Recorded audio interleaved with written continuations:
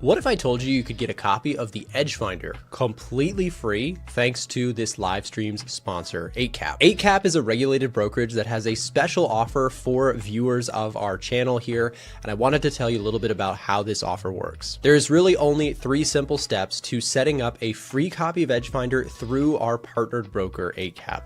Step 1 is you have to use the link being dropped in the live stream chat or down below in the description to create a new account. Step 2 is go to this link, scroll down on it, and you'll see the requirements that you must make in order for 8cap to essentially buy a copy of the EdgeFinder on your behalf. Once you've created an account and deposited the required amount of money in order to qualify for one of the offers on that page, step 3 is to simply contact 8cap and or A1 Trading's team. On that page, there will be information for that. And then we will be able to essentially grant you access to our tools completely free, bought and paid for by your new brokerage, 8cap. Unfortunately, 8cap does not accept US traders. However, if you're outside of the US and interested in exploring this offer in more detail, again, like I said, we'll have that link in the live stream chat or in the description down below. Alternatively, you can just head over to a1trading.com/8cap. Thanks to 8cap for sponsoring today's show. Now back to the content.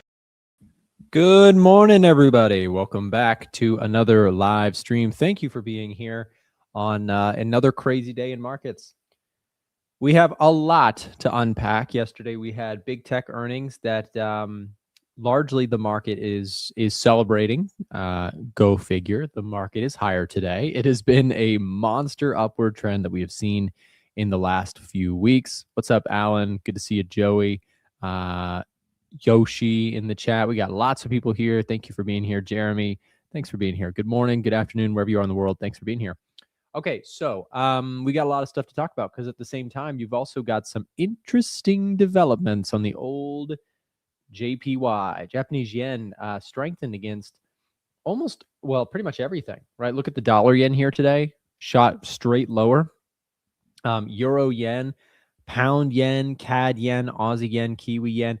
And I need you guys' help on this because I put together a little bit of a poll. What do you guys think? Bullish or bearish yen pairs? Now, I need to clarify here so that we make sure that we're voting correctly. First of all, if you want to cast a vote, you have to just put the number 1 or 2. If you put anything else in if your text response is anything other than just the number 1 or just the number 2, it will not count properly towards the system.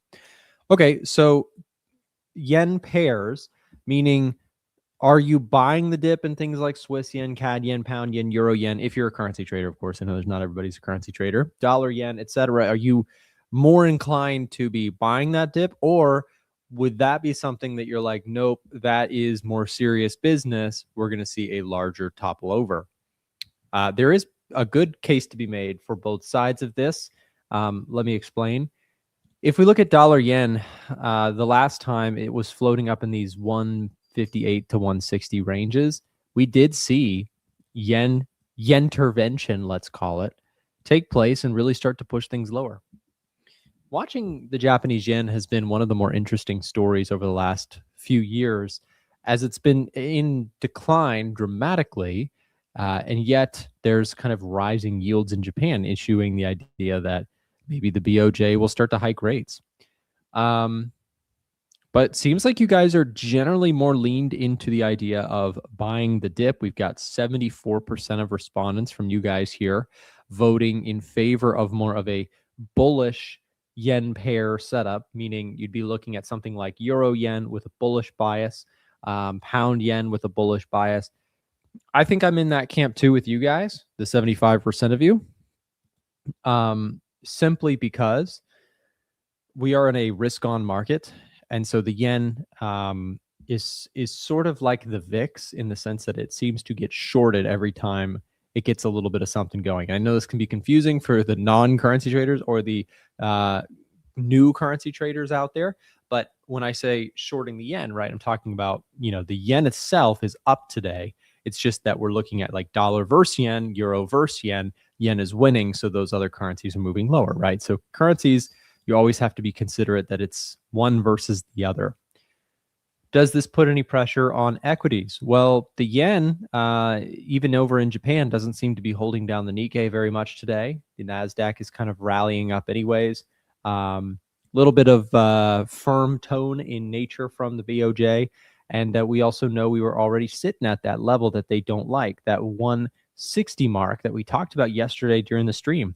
However, to be completely transparent, yesterday, Chris and I were talking about, is there a possibility that you get the blowout breakout here at 160? Which, by the way, I still think can happen. I think my friend Kathy Lean in the industry, some of you guys might know Kathy. She is a phenomenal macro. Her Instagram handle is Forex Macro Queen.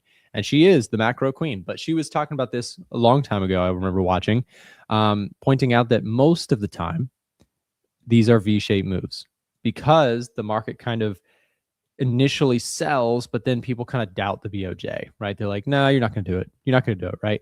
Eventually they will. Eventually there will be some larger yen strength that comes into the picture. But the market has rewarded you over the years recently for stepping in and shorting yen strength. Now you're fighting a giant, because if the yen decides to really run, you could be in a world of pain. A couple other markets that I'm watching here today. Oil. I'm considering taking a little bit of a stab on the long side of oil. We've got really nice momentum forming here.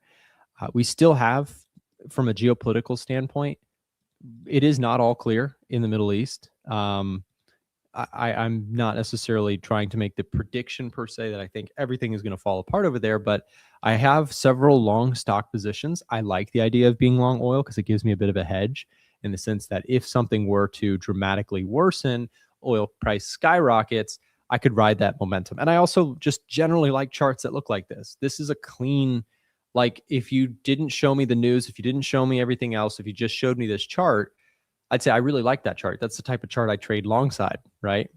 I like charts that are looking like this, where there's a clear bid on this chart. I typically, I prefer to trade the charts that have the cleanest momentum. One thing that is showing momentum to the downside that I would look skeptically today at is gold. We talked about yesterday. Gold has not been able to maintain or hold any of its gains. I don't think I'm willing to short gold. Let me just check my asset scorecard here. Let me go gold here. So if I look at gold, we have, a neutral reading on gold. So I don't have enough of a conviction here to really go short gold. But the technicals in this case, this would be more of like a technical short in my view, right? Really simple kind of downward structure. We're retesting this major critical level. This would be more of a prove it moment for the bulls, meaning, bulls, are you going to be, or I should say, well, either way, right? This is a decision point for the bears and the bulls, right? We're looking at this and we're saying, okay, previously we broke through, sellers took control. We're now back and testing that area. Could that be a spot where sellers continue their push? So I would lean on the commodity side of things. I think gold shorts, oil longs kind of look okay. Now, again, I'm not interested in shorting gold. Am I interested in going long oil? The answer actually is yes. I like the long oil setup. I've got confirmation from my system. And if I'm dead wrong, this is a trade. This is not I think oil's going to $200 a barrel in the next 3 years, right? That's not what I'm trying to do here. There's a different time and a place for that. I do some of that stuff too, but yeah, I'm watching oil. I like it. I think that, if we can pull back a little bit further, if we get a little bit squeezed to the downside, there may be an opportunity where I could see getting long oil with a tight stop and see if I can catch another leg higher on this. Just following macro trends here. Maybe what we could also do is just check something. Geopolitical risk tracker for fun here is sitting at 75, remains elevated. And is this updating properly? Let me check. Yes, it is. We do have the April 30th score at 75. Not too shabby. So what this does, by the way, it checks a bunch of headlines. It reads a bunch of uses AI to read a bunch of headlines. And we still have elevated geopolitical risk. And so I feel that this is a very appropriate hedge in my own trading. Let me explain. So I have a whole bunch of long stock positions. I also think personally that the stock market is stretched. But do I want to short the stock market? Absolutely not. Those earnings were phenomenal yesterday. Like Amazon. Now, I got messed up by Meta. That's the only one, right? Amazon up 3.7% today. That looks great. Problem is Meta is getting slapped down minus 8.5%. Of course, I'm long both of those. So one is hurting me more than the other. Amazon is my biggest position. Meta is just about the same size. But I look at this scenario and I say, okay, well, I have a lot of long stock positions. I'm seeing technical momentum to the upside on oil. I wouldn't be surprised if this is sort of a, drag it out to the weekly chart. Could we be seeing kind of this next part of this move? I don't know. I'm not certain that we're seeing that. I'm not making the prediction per se that I think, XYZ is going to go down in the Middle East. But I look at the scenario and I say the risk reward is relatively attractive, in my view. So I'm looking at oil. We'll see if I take a trade there. Gold, I do have a GDX short put position that is not in the money at this time. But if price keeps going lower, then I will buy some GDX via short put position. Bitcoin. Congrats to Marco. He caught this entry. I was looking for it too. During live stream yesterday when the stuff was going down, I was talking about with Jerome Powell's last speech yesterday, which I'll ask you guys to do another poll on that in just a second. Actually, I'll throw this up while I talk about this. What'd you guys think? What did you think? Let me see. I'm going to stop our previous poll. I'm going to start our new poll. Help me out. What did you think about Powell? As a reminder, your vote will only get counted on this poll if you give me a strictly the number 1, strictly the number 2, or strictly the number 3 in the chat. If you put anything else in your message, it will not count towards your vote. How do you think Jerome Powell did as Fed chair? Yesterday was his last meeting, press conference. He will be stepping back into the role of a Fed governor. Some people claim that he's going to play the role of a shadow chair, Fed chair, while Kevin Warsh gets started until the investigations in him are completely, truly behind him. That's kind of his own words. He kind of basically said in his own discretion, he will leave the Fed or leave the role when he believes that the investigations on him are done. So we'll see. But what do you guys think? 1, 2, or 3? A lot of people saying he did great. A lot of people saying he did okay. But anyways, while the press conference was happening yesterday, I was looking at Bitcoin. I think that Bitcoin, it's a real slow turnaround, but Bitcoin seems to be trying to make a larger scale recovery type move. I think that Chris and I were talking about a move back up into like the 90,000 range, or perhaps even like the 100,000 range. I think it's very possible for Bitcoin. You've got some momentum. Risk assets seem to be catching a little bit of a bid. If you take a look at, price momentum here, we've gone from this down leg into what seems to be a really gradual type of upward trend trying to take place here. If we take a look at some moving averages, we still do have some heavy resistance overhead in the form of the 200-day moving average. But we've broken above the 20, the 50, and the 100-day moving average. So Bitcoin is trying to turn the ship here. And I do think that if you catch some stronger, moves higher, the recovery, if it does start to, if risk assets are really going to keep going here, this level was one that I had marked up yesterday and was looking at for a possible, kind of defined risk, upward trend, question mark type of move. So I'm still looking at that. I like Bitcoin to the upside, oil to the upside, gold neutral to the downside in the short term. Long term, I like the idea of adding a little gold to my portfolio. Yields today, a little bit lower. Is that in tandem with BOJ going higher? So we have Japanese 10-year yield moving higher. So a little bit of drama on that side. Just take a look at that Nasdaq, by the way, guys. That Nasdaq is unbelievably strong. Let's just final results on the poll. Nobody said he did poorly. Wow. Not too shabby, huh? Someone's gonna vote poorly just because we saw that. Anyways, the poll response. So I mean, yeah, I think consensus, generally speaking, around Powell was that he was a decently good Fed chair, especially given the environment that we threw at him, man. Like, I mean, every Fed chair is going to go through hard times, and every Fed chair is going to get absolutely dogged on by people all the time because he has or she has like the most difficult job is to try and like predict the future. Imagine if like every prediction you had about what was going to happen in markets was broadcasted to the whole world in front of a press conference. Like, that's why Fed chairs generally try to shy away from prediction. Now, what will be very interesting, guys, is that it seems like Kevin Warsh is more interested in predictions. There's a school of thought, and it is basically this. Let's say that this is now, right? The current Fed chair, Powell, is kind of, or the standing for now, they're more data dependent, okay? Which is data dependent means you wait for the jobs data to come in.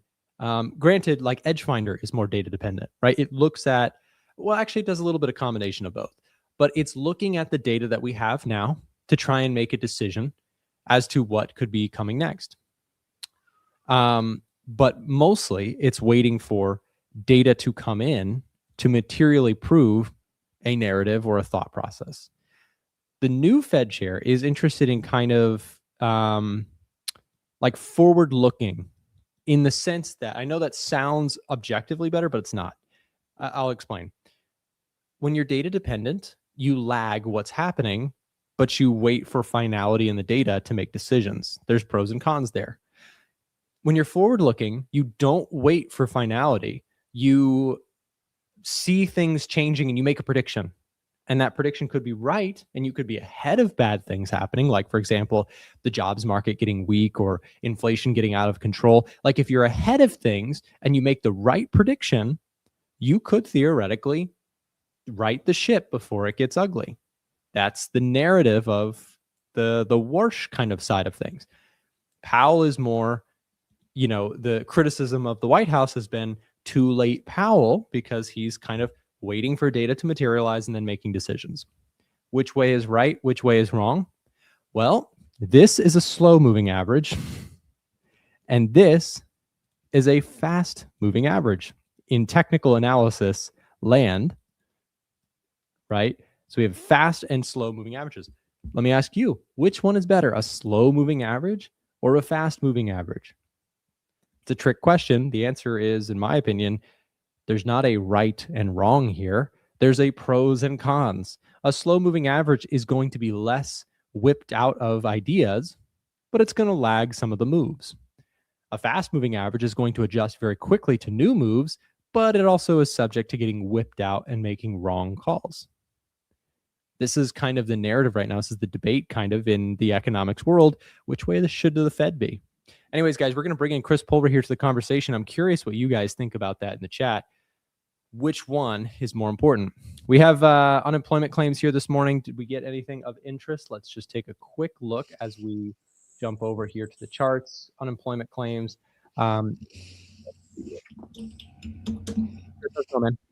Hey, good morning. Good morning. Okay, so we had just checking the unemployment claims and PCE number.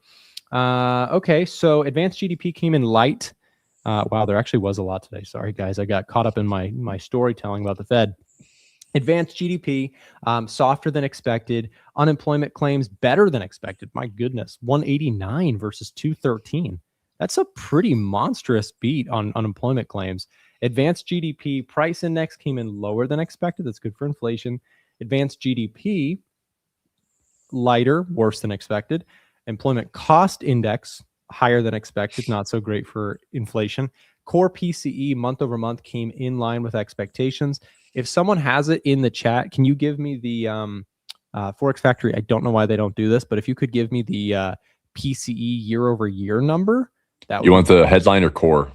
Actually, both. Both. If you have it. So core PCE year over year was previous at 3%, forecast at 3.2, came in 3.2. Okay. So at expectations, but higher than previous. Headline PCE was 2.8 previous, forecast at 3.5, came in 3.5. Okay. So yeah, miraculously right on expectations, but definitely higher than previous.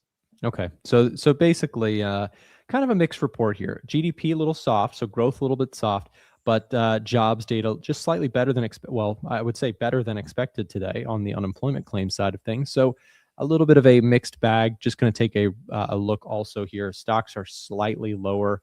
I mean, Chris, that number or those results yesterday for big tech earnings.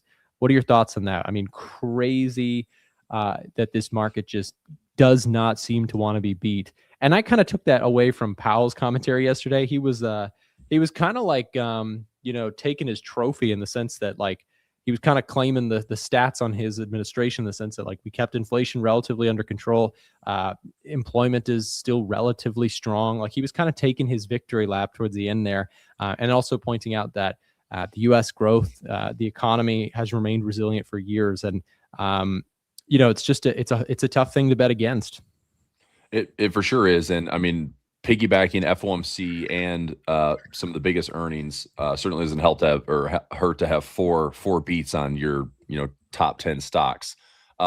Interestingly enough, mags wise, so Apple has earnings today. It's up a little bit. Amazon beat top and bottom. It's up about $8 pre-market. Google up to fresh all-time highs by a decent clip, $26 higher than the close right now pre-market.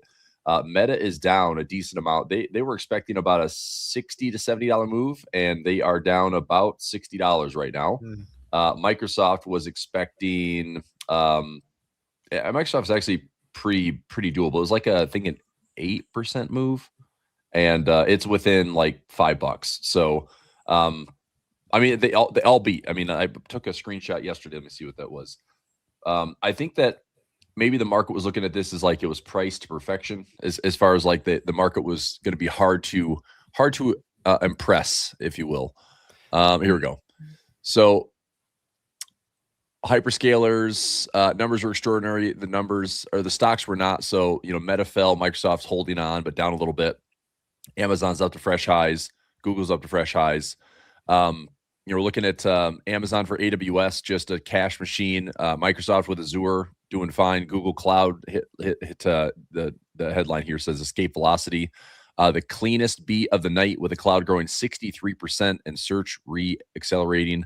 I mean, then even Zuckerberg, even though it's down, it's like Meta beat revenue, 41% operating margin, even though their costs are jumping up 35%.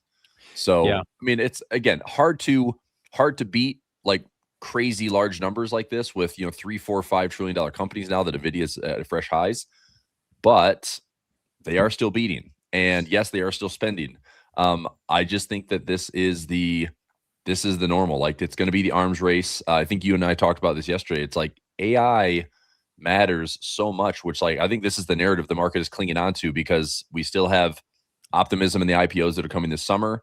The AI narrative, the semiconductor space, like this build out I think it's happening whether the world wants it or not.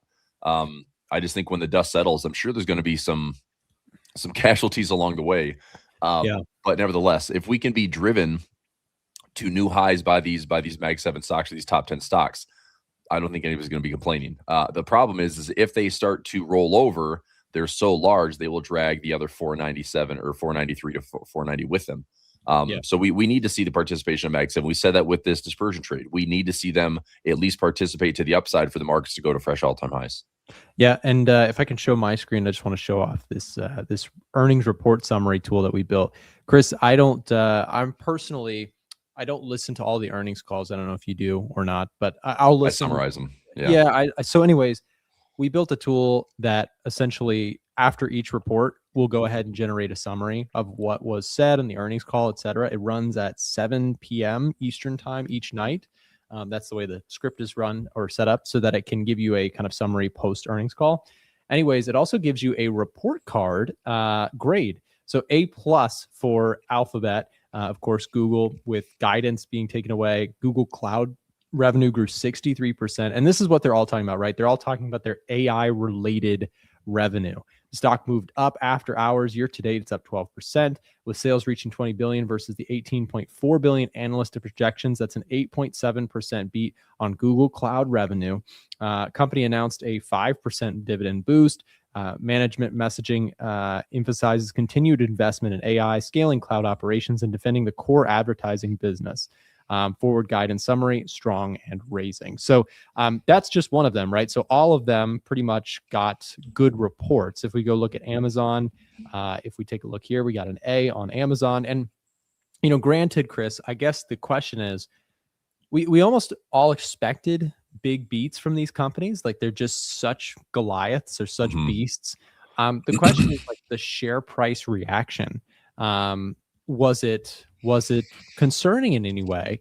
And I would say, you know, kind of mixed to not really. It wasn't like a big, you know, I mean, Google obviously moved higher after the print. What's it up today? Now 7%. So you're getting a good positive response. So that tells me maybe the market's not like tippity top right here, right now. Right.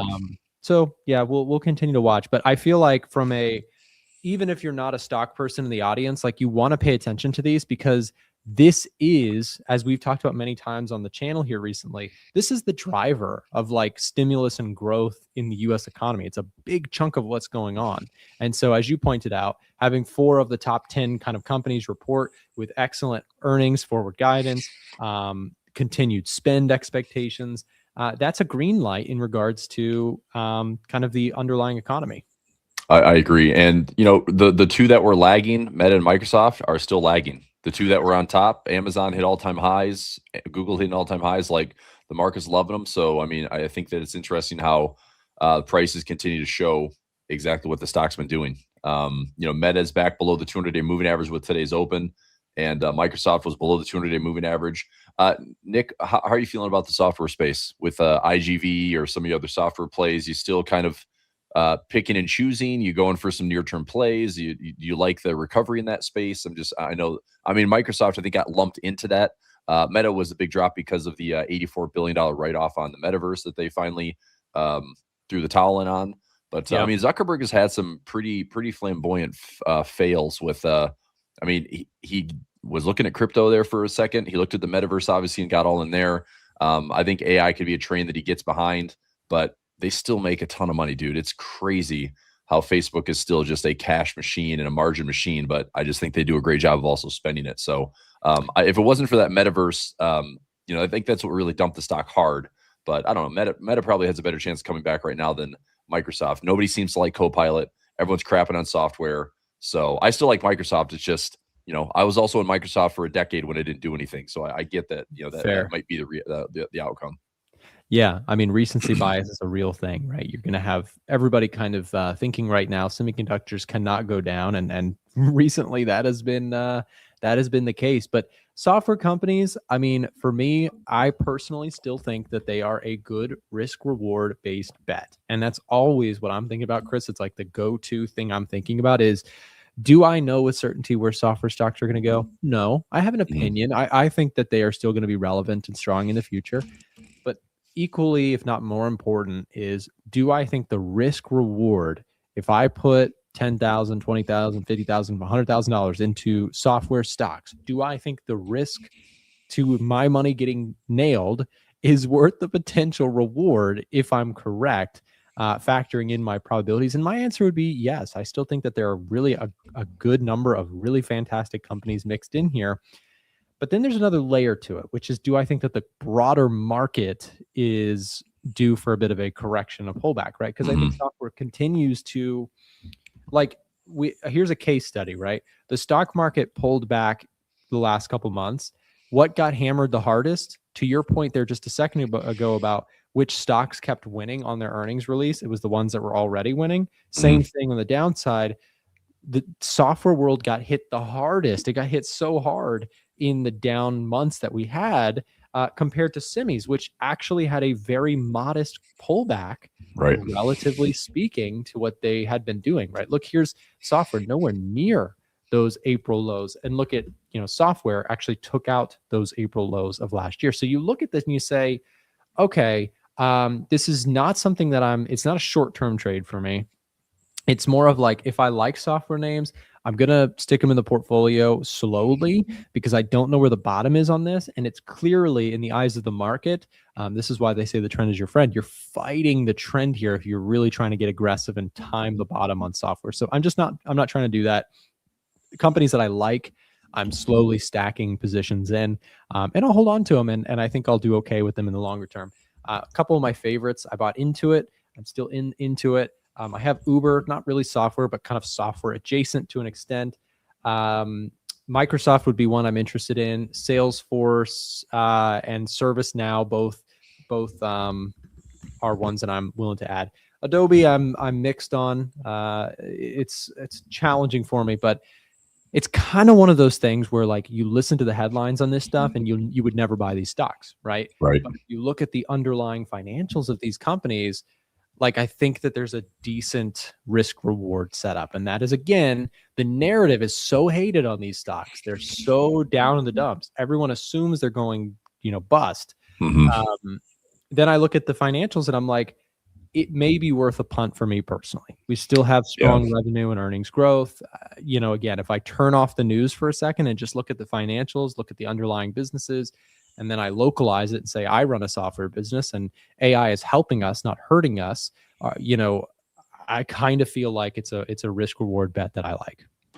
Yeah, Adobe is one that I've been watching for a quick minute. I mean, I looked at their latest offering with Adobe Firefly. They finally started to do away with the the monthly. I mean, I had Premiere Pro and all the stuff back in the day, and that was in college and grad school. Like, and I still remember, like, oh wow, I can get it for $20 a month versus, I mean, if you're not in school or you don't have like an educational discount, it's like $200 a month. I'm like, well, I can see why you're gonna crap on a company that's trying to charge that much. That now you have countless AI engines that are going to show the same thing. So anyway, it still looks good. Excuse me, fundamentally. Snowflake wise, I mean, we're at like a 13 times earnings and still has decent cash flow, discounted cash flow showing a $527 target. That's attractive considering the software space that's lower than, I think Intuit's like 25 times earnings. This is 13.7. I mean, it looks okay. I've seen better, but there's no dividend. Future's a little bit uncertain, but like super financially healthy, past performance decent, and now considered value. Of this software space, the hard part is, like, I just don't know if the market hates it right now. We are obviously trading a lot more extremes, I think, than I felt like we ever have before. Maybe just because there's so much in your face with like what's going up and what's going down. Mm-hmm. But the fact that this is down, 66% from all-time highs, and we're still at all-time highs in the indexes, and we still have stocks that are carrying the way, and we still have sectors that are doing well. It just seems like I'd be throwing some dead capital at it and hoping for the best, when I don't think the market is going to put this in favor anytime soon. That's what's hard for me, Chris, is it's like, I see some of these things and I'm like, okay, I love the risk reward on this stock. But if you then show me, well, index is at the all-time high, I personally don't love buying stocks when the index is at the all-time high, because I feel that you have sentiment very positive on stocks. And if we have very positive sentiment in stocks and yet this stock is still getting killed, what's going to happen when sentiment on stocks as a collective group starts to worsen? And so for me, when I look at Adobe, I'm in the same camp. I think that it's again another one that meets the criteria for me of it's worth a punt. I'm of course not financial advice, simply sharing my thoughts and opinions as always, all that good stuff. But I look at like forward PE ratio, 9.2. You pointed out 14.2 or so on the trailing 12-month PE. Price to sales looks attractive. Revenue growth is still there. Earnings growth is still there. Return on equity looks healthy. Price to free cash flow is super low relative to its 3-year average. We've also got calculations for targets that are much higher than where the current share price is. You still have solid revenue and income. I think, Chris, that it's like you could kind of, well, let me speak in first person. I could buy the shares and I could sit back and say, okay, market, if you're so sure that this company is going to be obsolete, prove it. But I think that the stock is not going to. I think basically you're making a bet. Do you think this keeps going, or do you think this thing keeps going? And history, again, that is a backwards looking, but history would suggest it's going to keep going. So, Yeah. It's not that hard to look at the chart and also just say, look, man, be patient. It's $240, which I know seems like, oh, it's an attractive price, but it could go to 200. It could go to 190 or 150. Correct. And from a technical side, just looking at this, decent downtrend from 630 all the way down to current prices, we are nowhere above my stack of moving averages. As attractive as it is to try to get the price, this takes me back to my old school lessons, which is, buying anticipation, which in this case would be, okay, here's your outer trend line. Here's your inner trend line. You have no business buying anticipation right now. As attractive as it is, look, stocks usually, if they're good, especially something like this that's been beat up so badly, it usually will spend time troughing out. And then once it gets on the right-hand side of the trend line, the lows are starting to show signs of being in and safer. And then we start getting back above this cluster of moving averages. And then we have permission to start going up, and we see what that recovery looks like. Yeah. I don't think we have to be in a hurry and buy it at 240 when it might just continue to fall and stay on the left-hand side of the trend line. So this is my anticipation over here, which gets you into a lot of trouble because you're guessing at the lows. This is your confirmation over here. It's a lot less stressful. You don't get the best entry. You're not going to pick the bottom, but it is a lot less stressful and not sitting on a crappy position if it's going to in fact go lower. Agreed. And I think that you're going to see these valuations be the most attractive before you get a technical bounce, right? Like once you start seeing the technical bounce, those same stats that I just read off, they're going to look a little less attractive. And so you kind of have the trade-off. Do you buy it now, start accumulating shares slowly, which is personally, I think, more how we would approach it. Or do you wait for the technical breakout and start to trade the rebound? And both have merits and pros and cons. Chris, Bank of Japan, potentially a little bit I want to talk about that today. Little yen-tervention stuff coming into the picture, perhaps. Dollar yen breaking down 2.3%. You have pretty much all of the major the Swiss yen is what I talked about yesterday. I was so bummed that I was like, well, I could just take a stab at this one. It's down, it was 470 pips, and I was like, yep, that would have been a nice trade. That's how that goes. I still don't believe this is sustained, though. Do you? I think if we look at the price action for like the daily close or going into next week, it's like, the dollar yen hasn't broken this trend line, hasn't taken on any major lows. I think this is I don't know. I think this is a job owning intervention versus an actual like price follow through. That's my thoughts. Here's the thing. I remember in 2022, I got smoked trying to buy dollar yen and pound yen sell-offs, but it was because we were in a bear, like you're in a bear market. It was risk off flow.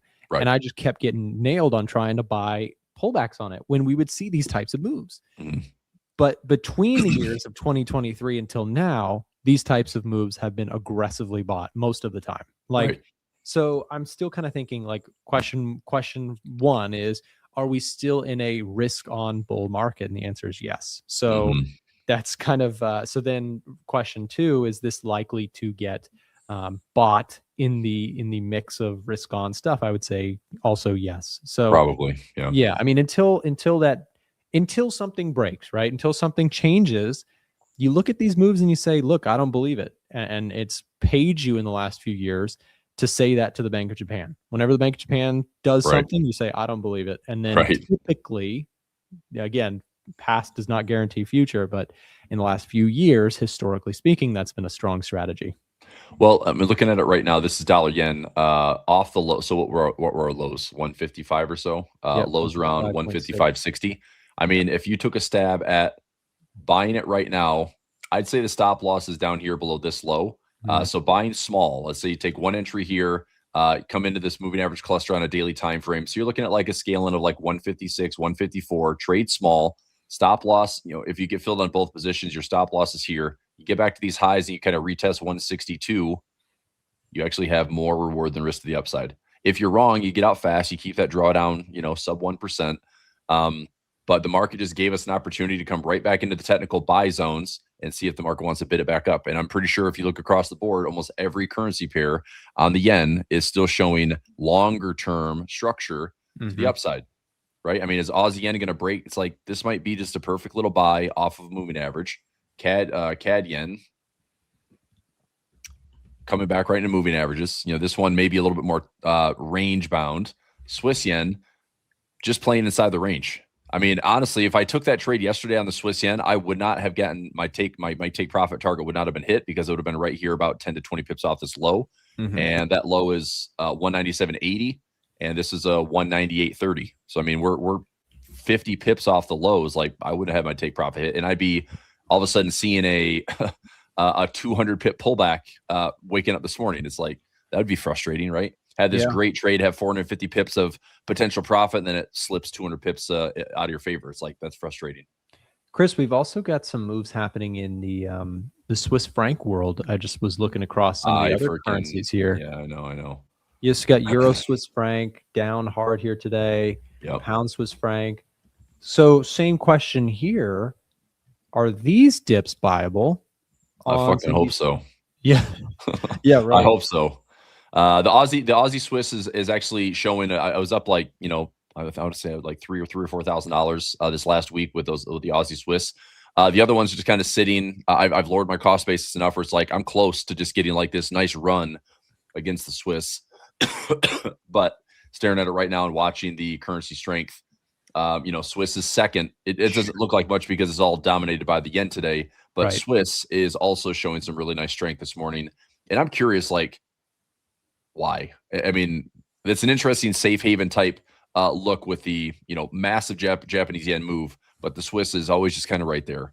And we'll see. I think that structurally we'll see. But dude, I've been holding these things for 2+ years. I mean, I'm not holding my breath.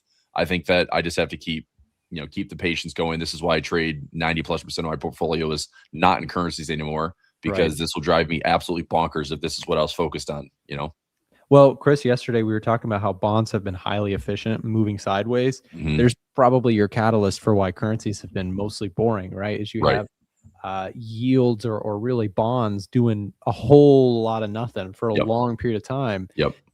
For people who traded during 2022, 2023, that's the type of environment in currency land that is amazing to trade if you're a trend follower. Now, if you're counter trend, it's not so fun. But if you're a trend follower, if you're somebody who likes movement in the currency world, 2022, where the Fed was just hiking rates, my channel also was really, really popular during that time because I was just talking about the dollar every day. And it was like, my views were crazy during that year because, everybody was like, how far is the Fed going to go with this? And it was an unprecedented rate hike environment. That's the excitement that gets the currency world moving. And what does not get the currency market moving is we're just on hold like almost indefinitely, right? Like that's just a much more boring environment. So I was just taking a quick peek at market breadth. I mean, this could be an interesting just one-off type move on the Japanese yen and Swiss. We'll see if summer. I mean, let me go back to 1 month correlation really quickly. I mean, I think that the market is stretched pretty far, pretty fast. 1 month correlation 11.2. If we get down to 8, I'll probably expect a pullback. But I mean, this is the CFD, so we're not quite at all-time highs. We may drift into that 7,200 handle today. I'm seeing this in some of the gamma levels. Is we're opening up about 0.4 to 0.5% higher today in S&P. Some pretty big flows up to 7,200. That is fresh highs. I mean, I just think we're in that drift mode right now, where it's like here's what I'd say where I would put the brakes on the rally. We had a decent amount of indecision over these last couple of weeks once we had that crazy win streak. But the market is showing that it's more likely leaning to the upside. If we have another fresh candle here, I mean, Nick, if the market comes back to take out 7,100, then we probably have that pullback towards 7,000. But again, I don't want to sit here and short the market. I'm just going to wait for that to offer an opportunity to buy a dip. The further we stretch and drift to the upside, I think that the stronger 7,000 looks as a nice buy spot, as opposed to 7,000 kind of needs to hold it for like a bull flag type look. But the farther we go up, that's going to be an uglier feeling correction. It's still support. But I don't know, man. I mean, if we take out, I'll just say this again, if we take out 7,100, let's say in the next week as we start into May trading, then the market's due for that pullback towards 7,000, maybe 6,900, 6,800. I don't know what the catalyst is. If you're going to go from earnings are crushing it right now in the U.S. with your top 10 stocks and it's pushing things higher, what's the narrative that the market clings to? Oil prices back to 110, 115, 120? Sure, maybe. I mean, it is a weird market to see that they don't care. Like, markets don't care that oil's $111. That is a problem, because it's like, are you going to ignore $120 oil? You're going to ignore $130 oil if it gets up there? It's like, I don't think the market ignores it above 120. But again, I listened to someone say, I listened to someone yesterday say, Chris, can you imagine if, 6 months ago, someone told you oil prices were going to double and the stock market be at all-time high? Everyone, of course. And everyone was like, okay, so what's our pullback percentage? 20, 30%? I mean, there's no way people expect to have the market absorb this type of rally. It's all the AI hype, right? I mean, it is absolutely crazy. So, and again, I'm not saying that tongue in cheek. I'm saying, I mean, it's a powerful force. It's a massive stimulus. By the way, guys, we're out of time here. We're going to throw over the show to our next host. I wanted to remind everyone who is here that today is the last day that we're doing our EdgeFinder 45% off discount day. If you don't have access to our tools, the stock box that we talked about earlier, the EdgeFinder, we are constantly improving these things and trying to build the best tools we possibly can for the average everyday trader that doesn't have a hedge fund budget. If you're interested in getting access to our stuff, take advantage of the sale discount by clicking the link that's just been dropped in the live stream chat. Speak directly to a member of our support team who can set you up with access to EdgeFinder. If you're interested in our VIP trade alerts, as well as Chris Pulver, all of our trade alerts are available as well for 45% off for a limited time here. So take advantage of those discounts before they end by clicking the link in the chat, in the live stream chat right here, right now. Okay, guys. Up next, Miko Audu is taking over the stream. Chris, thanks so much for coming on, man. Appreciate the conversation as always. Okay, see you tomorrow. See ya. If you are a swing trader and you are looking to get funded, then check out today's video sponsor, Ola Prime. Ola Prime has a challenge built deliberately for swing traders. Check this out. The Prime Challenge offers the ideal setup for swing traders with leverage up to 30 times. They also allow news trading. Weekend holding is also allowed. They offer up to 95% in rewards, and they have a 100% challenge fee refund available if you are able to complete the challenge. I know that a lot of people who watch these live streams tend to be more swing trader focused. So when looking for a partner to sponsor today's show, Ola Prime stood out as a perfect candidate. If you'd like to check out Ola Prime for yourself and get a live stream discount, then check this out. Simply use the promo code A1Live, that's A1Live, for 35% off any of their challenges. As always, make sure to do your own due diligence to see that this is in fact the right firm for you if you are looking to get funded. All the information will be now dropped in the live stream chat or in the description down below. Now back to the stream. All right, guys, hope everyone is doing well. Happy to be back. As always, if you guys are interested in any particular markets, want my perspective, feel free to drop it in the chat, particular timeframes as well. More than happy to take a look. But for the most part, I'll be going through markets which I'm interested in, which I'm looking to trade, which I am trading, and my plan for the rest of the week, and maybe a little bit going into next week as well. So I'll cover a bunch of markets, but we'll start with the dollar. The DXY, we'll take a look at some USD majors and some indices as well. But I mean, altogether on the dollar from a technical perspective, it's not very pretty. We're not really seeing the best price action. And again, looking at the bigger picture when things are quite choppy, normally the best thing to do is look at the bigger picture and what's the overall sentiment. And price is pretty flat, and it has been flat for quite some time. We've been speaking a lot about this. We've got this large range on the daily, weekly chart, and at the moment we're kind of trading at the equilibrium, at the midpoint of the range. And this is notoriously a place, or fair value of that range. So I'm not really expecting to see, or at least from a trading perspective, really good buying opportunities, really good selling opportunities. This is not really the place I want to position myself for a big swing position, at least. If I want to do that, I want to be either at the highs or at the lows, or of course looking for breakouts in either direction. So at the moment, I'm kind of very, very short-term minded with dollar opportunities, just because direction isn't clear. And if direction isn't clear, I want to be looking to buy as low as possible or sell as high as possible. Of course, that would mean the lower the range and the higher the range, but it could be some short-term intraday opportunities which I'm looking at, at the highs here, at the lows here as well. So yeah, with the DXY, I'm looking for short-term opportunities, and that kind of looks the same when I go throughout the other USD pairs. So take a looking at Euro USD. I was actually looking to take a buy here, but I held off this trade because I wanted to take another trade on US 30, which we can take a look at in a second. But essentially, it was just looking to buy at the low of this support level. Effectively, what we've just seen with the DXY. Price traded at support. We've had that natural mean reversion environment. If price does reject this well, so it's a likely area for a bounce. But the key point is that we're looking for a short-term move, or at least I am anyway, because I don't really trust Euro USD to give me a clean swing back to highs, because I don't really have the trend to back that up. Looking at the bigger picture, it's flat as well. I'm not going to be overly bullish. I'm not going to be overly bearish. So I'm just going to be looking for those short-term intraday opportunities for buying and selling. And I quite like the support level here, but like I said, I held off for US 30, which we can take a look at in a second. And also like the shorts at the high here at 1.184. Again, significant level. If we reject well, I would anticipate some downside. And I'll just be keeping it short term, realizing profits a little bit earlier. You can leave, positions to trail. Who knows? Maybe it could be a big winner.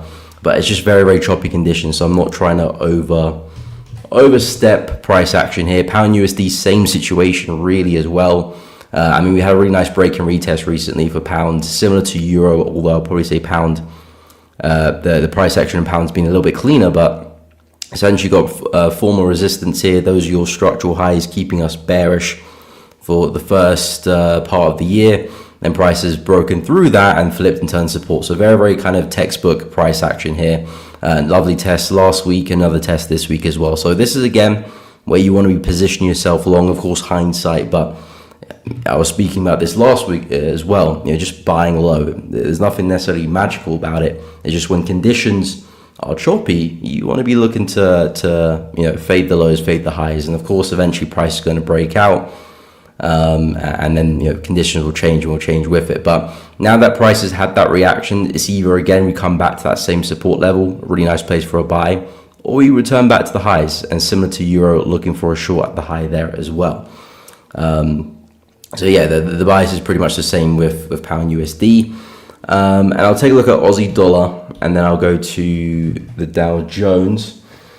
Hey, what's up, people? Hope you're doing good. Yes, we can take a look at Aussie CHF. Good afternoon. Hope you're all well. What's up, Yoshi? Hope you're doing good.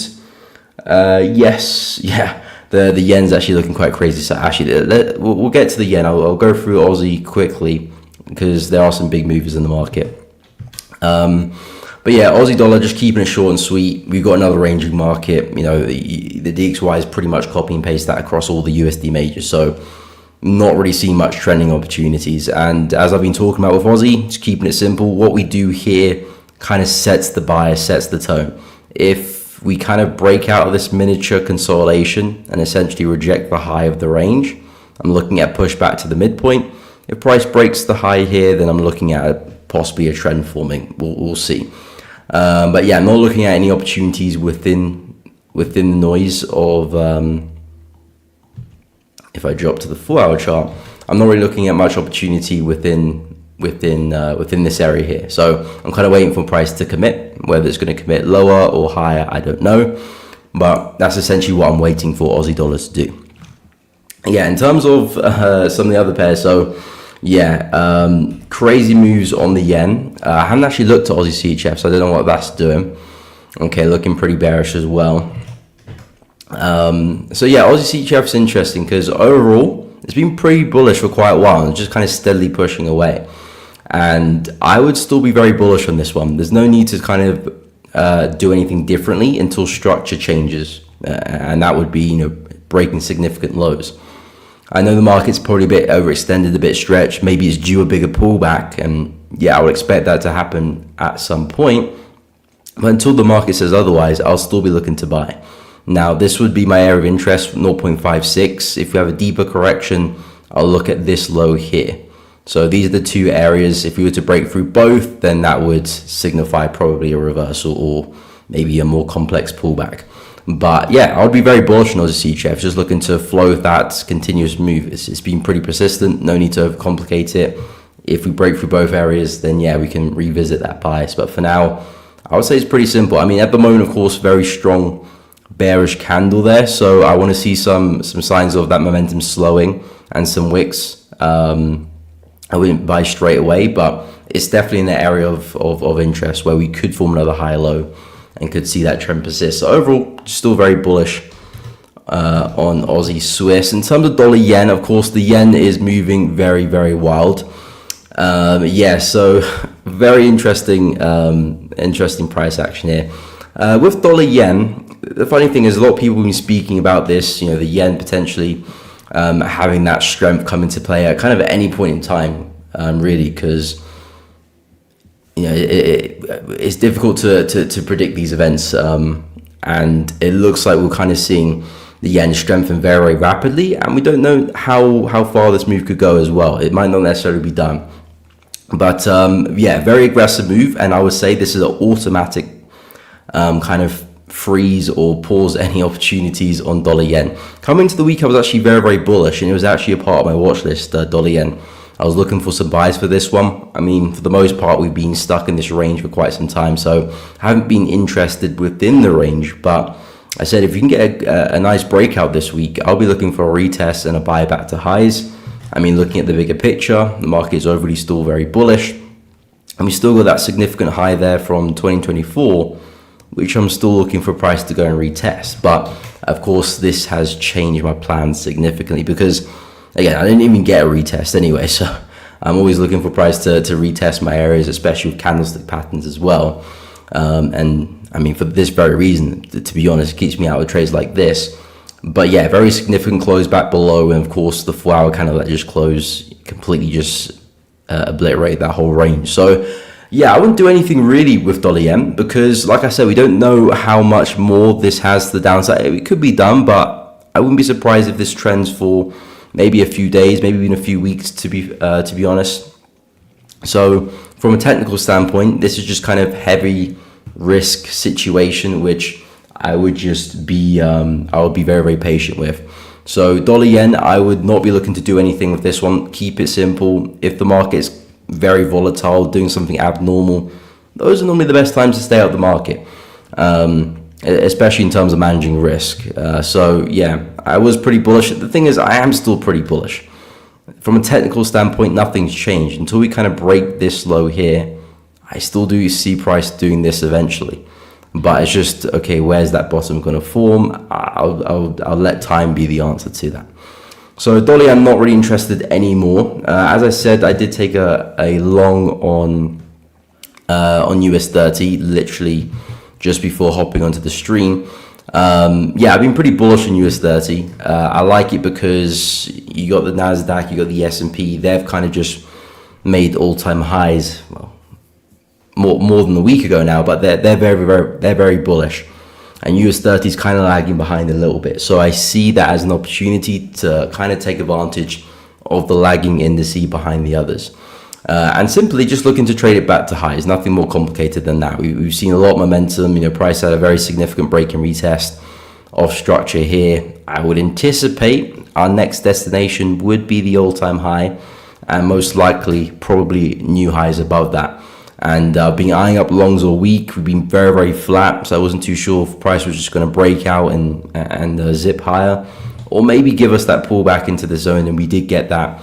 And the entry could have been a little bit better, but especially when you use candlestick patterns, you can't really decide too much. You're kind of reacting to the market. But essentially, hopped on an entry on that candle close, and essentially looking for a push back to highs, and that's where I start to take risk off, take some partials, and then just trail, see how far we go. Who knows? It could be a big run, or maybe price melts back down. Who knows? But yeah, US 30, I've been watching it kind of since the breakout here, so the past few weeks. Didn't really get an opportunity till now. And I look at the S&P and the Nasdaq. They're still very bullish as a whole, but it's just I don't really see much opportunity to jump into some longs, especially from a swing perspective. I think, of course they could still go a lot higher, but I'd just rather be buying below the all-time high. Intraday, of course, you can take advantage of some opportunities there. I was speaking about some opportunities on my stream yesterday. very choppy price action where we talked about a double bottom here for pushback to highs. Nasdaq, we're looking at something similar as well. Yeah, I was talking about retest of support here. Unfortunately, looks like the market was a bit too bullish for that. But again, a pushback to highs, just keeping it very simple. There's a lot of momentum in the market right now. And as a technical trader, I just want to be looking to ride that momentum. So yeah, hopefully that made sense on the indices. Okay, I can take a look at pound CHF. We can go through oil as well. So pound CHF, again, not really a market I've been too focused on at the moment. To be honest, the past few weeks, few months, haven't really been looking too much at the price action pound CHF, but nonetheless, still a market which I do trade from now and then. And overall, the bearish sentiment on the higher time frame perspective is still in play.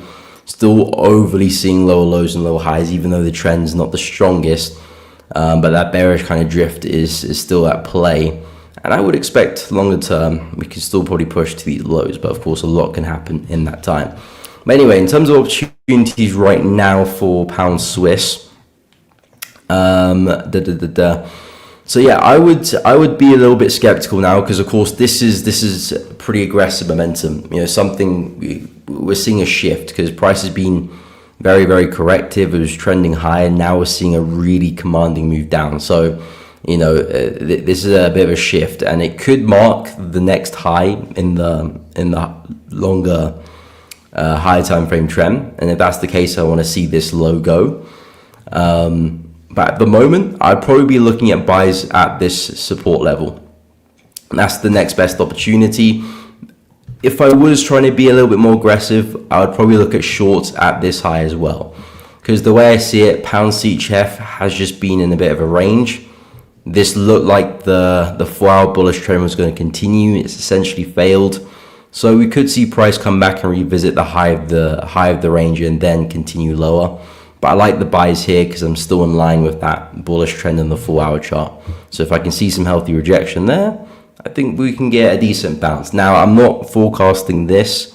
If anything, I do think long term we're probably going to be going down. But in terms of short-term move, for a day or two, I do think we can probably squeeze some profit out there, especially if rejection looks good and you can find a nice tidy stop loss for the trade. I think that's a really smart place for a long. And then, of course, we can maybe speak about shorts later on. But yeah, pound CHF, I'm looking at this as a fake out. If we revisit resistance, I think that'll be a smart place to position short, especially with a stop loss above or even safer above the highs. Then yeah, we could very much see some more downside from that.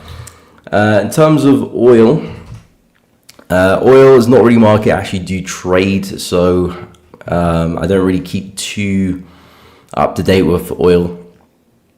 I do look at it from now, every now and then, but in terms of trading, I don't trade the market. But yeah, in terms of oil, I mean, the daily chart looks really, really choppy. I can't lie, it looks really, really choppy. I mean, it's just the volatility. It just makes things very awkward. You can see how kind of sensible price was here, and then of course, due to recent events, price is quite volatile now. So in terms of technical standpoint, it's probably not the best market to even be looking to trade. I mean, I'm very big on technicals, but of course fundamentals play a huge role. I mean, it kind of dictates direction. Technicals is all about reacting to historical patterns, but of course historically this is now a new kind of situation, so you're going to see more volatility come into the market. Regular stop losses might have to be a bit bigger, or they have to be bigger. The average range of each candle is going to be bigger as well. So if I'm looking for opportunities here, I'll just be looking to try and sell high. Not necessarily because I'm bearish, because I'm forecasting a reversal, but that's clearly where price is struggling to break through 117.5. If I can see some rejection there again, if I can position a nice stop loss above, that would be a nice short, keeping risk minimal as well. And if we do see a reversal as well, you're positioned well to really take advantage of that too. And you could probably say the same about the lows here too. I mean, we're quite far away, but it's basically the same situation there as well. So yeah, I wouldn't really be too heavy on direction, especially from a technical standpoint. I'll be looking just try and position myself well for what price is doing, which is kind of in a range here. So if I can short as high as possible or long as low as possible, I know that, okay, if the trade does become successful, the risk reward is probably worthwhile. And of course, if I do take a stop loss, if I can keep my risk managed pretty well, that's a price you're probably willing to pay. So yeah, with oil, not really a market I trade, but if I had to, I'll be looking just to play the range really. I wouldn't be looking at any kind of directional based plays, and things can change very quickly with oil as well. I can go through UK 100. I'm seeing pound NZD as another request as well. More than happy to take a look. So UK 100, we're seeing a bit of a bullish day as well. So it looks like it's a good day for the indices at the moment, or yeah, a good day for the indices. In terms of the Nasdaq, not the Nasdaq, sorry, the FTSE, price action is not as clean. I say that because, of course, it looks like price is putting in this low, and then since that's happened, we've had pretty consistent bullish structure. So higher highs and higher lows. But since the high here, we've neglected that. Price has broken through structure, so we've had a deeper correction. Now this could just be a deeper correction of this move, and maybe price does continue, but it's a little bit more ambiguous now. Yeah, we could even see price do something like this and trend lower. So in terms of the technicals, it's not very clear for a buy, just because price is now kind of broken out of that structure. If you compare it to kind of US 30, which is the trade I'm in, you can kind of see price is still within this structure here. Oh, let me do that. Still within this structure, so it's kind of like price is still obeying this kind of trend, which is the reason why I'm bullish. If price was to move a lot deeper, I wouldn't be as bullish, and I probably wouldn't be taking a trade. So yeah, with the FTSE, it's kind of like I would still be bullish, but I would be very careful, and I wouldn't be surprised if we were to push up and then just come back down again. So yeah, I would say in terms of technicals, I'd probably be looking for like a short-term sell, especially coming back into this range. I'm not necessarily bearish bias, but because we've broken through structure and pretty meaningfully as well, a retest of that area is probably likely to give us some downside. Maybe we are going to break through longer term and push back to highs, but this probably would give us maybe a couple of days, if we can reject it well, of some nice downside which we can profit on. Yeah, and if I was looking to buy, I'd probably wait a little bit deeper down here too, but again, I would look kind of short term, just because I don't really see the bullish structure as high quality anymore. So yeah, with the FTSE, I'll just be looking more so positionally to place myself well, rather than bet that we're just going to continue bullish. I mean, I would expect us to, but I'm not the biggest fan of the price action compared to some of the other US indices. In terms of pound NZD, now pound NZD has been interesting. It's still very, very choppy. We've seen some strength yesterday, which price has already kind of retraced half of. Yeah, I'll keep it simple with pound NZD. If you can push back to the highs, that looks like a smart place for a buy. Push these lows, that looks like a smart place for, a smart place for a sell, sorry. And if you can push back to these lows, that looks like a smart place for a buy. Yeah, in terms of direction, I wouldn't say there's a clear, yeah, maybe there's a bullish drift on the higher time frames, but that wouldn't make me not take any sells. It's not a strong enough trend, which I would just say, yeah, I'm completely only looking for buys, especially on an FX pair as well. So for pound NZD, I'll just be looking to try and position myself well in the context of price action, and to me that would be up high and down low there. So 2.28 and 2.32. Those are the areas which I would be looking to try and position myself. But yeah, very, very choppy price. I want to be at the extremes of that, where I can maximize my risk reward as well. In terms of, we can go through UNZD as well. I think there was an earlier request that I missed. But yeah, in terms of UNZD, which of course is a very similar pair to pound NZD.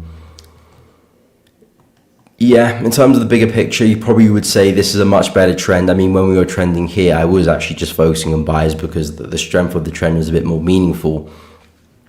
But since we've had this kind of bearish move here, the trend strength has kind of dropped, and it's a little bit more 50-50, especially with this rally here not pushing back to highs yet as well. So that's kind of signifying that this trend is maybe coming to an end. Maybe we're going to form a bigger consolidation or even start trending lower. So in terms of Euro entity, what would I be looking to do? Well, yeah, I would be looking for a similar opportunity really. Buys low as we approach this low here. Again, it heavily depends if price can reject this area. If we're seeing a very aggressive close below, I wouldn't be talking about buys anymore. So it's important that price gets in and starts to hold, and then of course that makes the buy meaningful.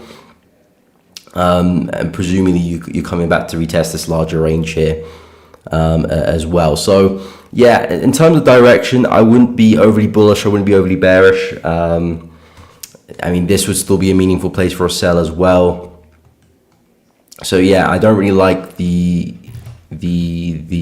price action between the two, to be honest. But if I was looking for opportunities, it would just be kind of more short-term opportunities, looking to buy low, sell high, and not really too focused on direction, and just look to see if support can hold or resistance can hold. And if it doesn't, reanalyze and go from there. Even some buys at the low here would make a lot of sense. But yeah, for a lot of the FX pairs, it has been quite choppy. So I've been focusing a lot on mean reversion and just position myself well in the market. I mean, the yen pairs have been okay in terms of a trend. They've been trending relatively well. Of course, that's kind of been put to bed a little bit with this price action here. So I'm being patient with the yen pairs across the board. I mean, dollar yen was the one I was focusing a lot this week. But yeah, of course, now with this move, I probably would just put this to one side for the rest of the week. Because especially when volatile moves like this happen, because the big question is the volatility over? Is that kind of initial bearish move, is that over? Is price now going to start to find support and start to maybe consolidate and find an equilibrium? The answer to that is we don't know, because we've seen that initial reaction. And if you look at previous interventions from the yen, you get that initial reaction, and sometimes price will consolidate for a little bit, and then you see some more follow through. And that's really what I'm trying to find the answer to. Because if this is the end and price is going to start to consolidate and find its feet over the next few days, maybe the next week, then yeah, maybe we do start finding our support again, and then maybe that higher time frame trend just does continue. And then yeah, I'll be looking for buys again. But if not, if we still got more downside, I want to know that as well, because that would be the red flag for buys really. If you start taking out significant structure and keep showing that strength, then yeah, I would just very much want to be on the sidelines for the yen, not try and predict anything, focus my attention elsewhere. Yes, I did check the FTSE. I basically just said I'm only looking for any short-term plays. It's not my favorite indice right now, just because of this larger pullback. But I like the zone there, which we left behind. I think this is a nice place for a short. Again, nothing kind of significant. I'm not looking for a push these lows. It's just more of an area which we're likely to see a reaction from. Even likewise, I would say this area here as well, kind of the start of that bullish move too. So I'm looking for kind of short-term plays on the. I mean, I do expect the FTSE to eventually push back to highs, but because of this deeper pullback, it's going to make things awkward.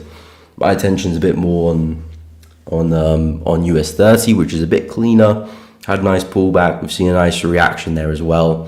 I'm looking for that to return back to highs and kind of follow suit with the S&P and the Nasdaq as well. So I quite like the US 30. The FTSE, not so much. But yeah, that's kind of what I'm looking at. And yeah, guys, we kind of run to the end of my segment. I do appreciate Nick and the team for having me on. If you guys have enjoyed it, drop a like on this stream, and of course feel free to check out my channel as well, where I do similar content and share my ideas and trades there as well. You can check out my YouTube channel there too. But guys, I hope you have a good day, a great end of the week and a great weekend, and I'll catch you all in the next one. Take care.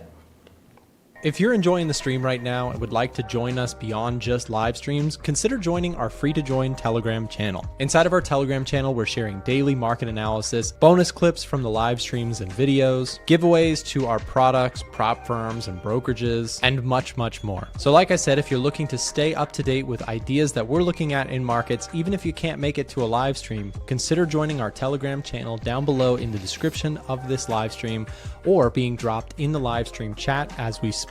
Just click that link, it'll navigate you over to Telegram, click join, and you can come back to the stream. It's totally free to join, and if it's easier for you, you can also just use the QR code that you see on the screen right now. Now back to the live stream.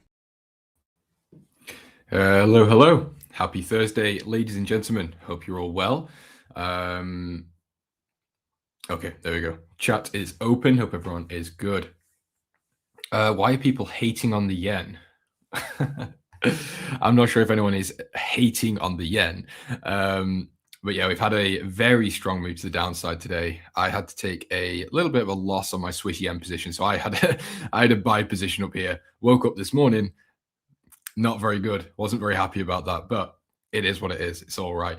But yeah, large move to the downside. I think it's over 3%. Let's just check. So yeah, 3.22% to the downside. Obviously, peak to trough on dollar yen. I'm not 100% sure if this was an intervention or if this was just on the back of the announcement of basically a possible intervention. So either way, doesn't matter. I think some longs have been liquidated today, including me.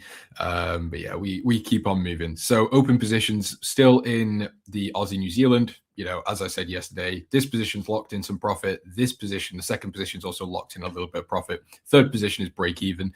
So yeah, it's just a case of letting this one run. New Zealand US dollar did have a very nice move yesterday. Obviously, on the back of the yen strength, the dollar has lost some of its strength. So we have seen a bit of a pullback, but this is also a break-even position or a risk-free position. So no stress with that one.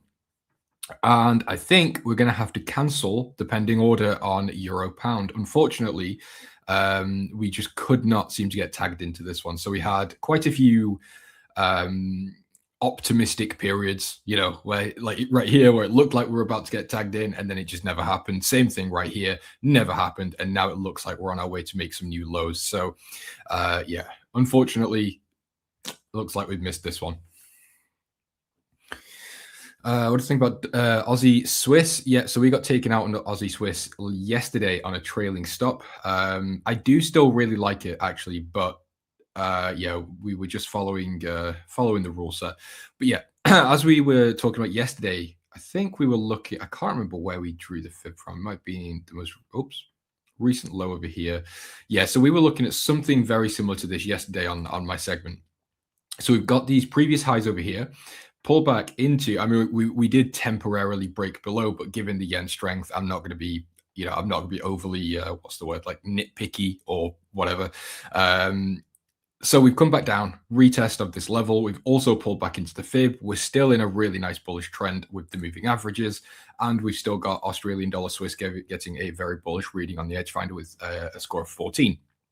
So overall, I do still really like it. And I wouldn't be opposed actually to just being a buyer again, possibly like this. So if we can get a bullish H4 close here, I'd be quite happy to be a buyer. Whether I actually will is a different question, but just on surface level, I think it's pretty nice. Japan did intervene, right? Made dollar on JPY longs this morning. Very nice, Sluggy. Well done. Same on euro pound, couldn't catch. Yeah, it's one of those things. I'm sure an opportunity will come at some point, because what we might be able to do is if we just scrap all of this and we start fresh, we might be able to do something like this. Wherever the next low is printed, we might end up with potentially this being the new entry point.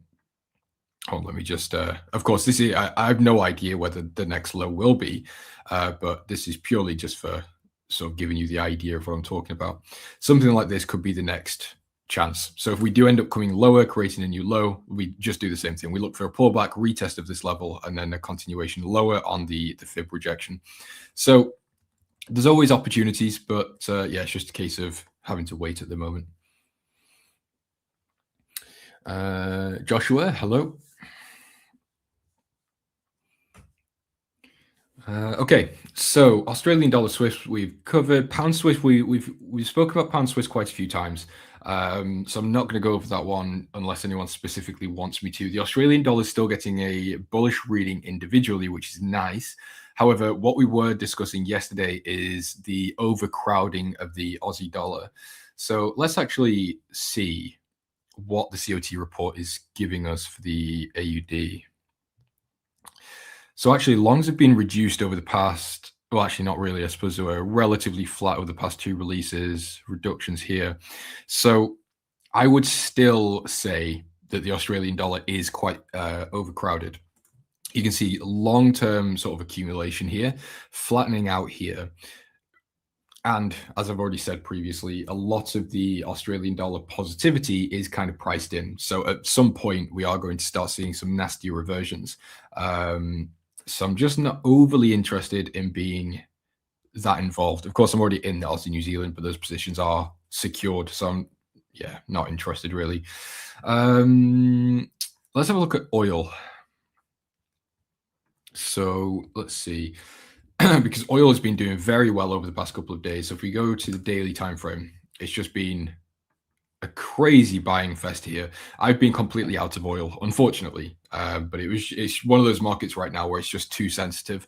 I don't really want to be, or I don't have the confidence to sit through it. However, yesterday I was saying, wouldn't surprise me if gold reaches this level. It actually came up pit perfectly. So call me ICT. However, if we sort of put the geopolitical side or the geopolitical landscape to the side and we just look at what we normally would, which is the trend, the market, and the EdgeFinder, there is an opportunity. So oil is getting a bullish reading of 7. We've got a pretty nice bullish trend here. So what we could potentially look to do is just take the fib from the low, wherever you draw the low. In my book, I would consider this the previous low. Some people may consider it down here. Doesn't matter too much.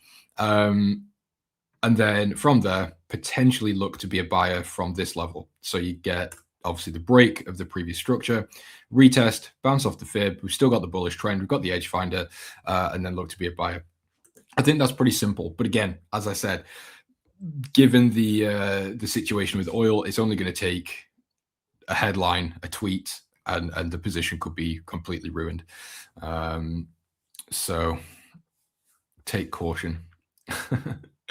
Hello, ICT. Ball out. Hello. You got 24 ES shorts. Yeah, I mean, I don't mind the idea of being short on the S&P, to be honest. It's a little bit too aggressive for me now. I'm not really an aggressive trader, especially when it comes to the indices markets like the S&P. However, I do see short opportunities potentially coming later this year, but we're not going to go into that today. So Swiss yen's getting a bearish reading, which is a little bit annoying because obviously I was in a buy position and got absolutely destroyed. So goes to show you, I say it all the time, it's very rare that I'll go against the EdgeFinder where the EdgeFinder is giving one reading and I'll take the opposite position. Sorry, doorbell. I'm not sure if you guys heard that. Where I take the opposite position every time, or like 9 times out of 10, it just doesn't work, and it makes me look like a fool, which is what has happened today. So there you go, kids. That's your lesson for today. Do as the EdgeFinder tells you.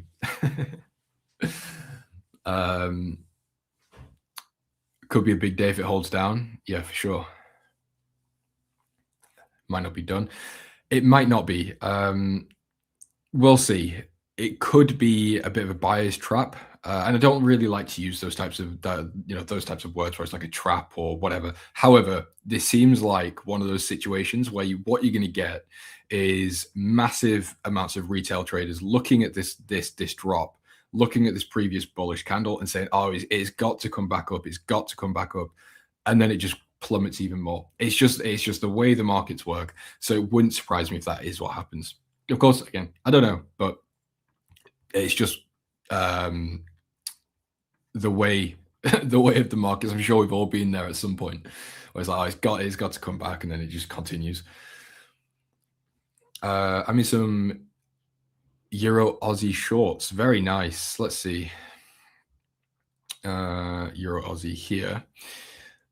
Yeah, I mean, as we were saying yesterday, I think if I take my personal bias out of the market or out of the view, which, as I said earlier, is more the overcrowding of the Australian dollar. If we completely remove that and just look at the technicals, look at the EdgeFinder.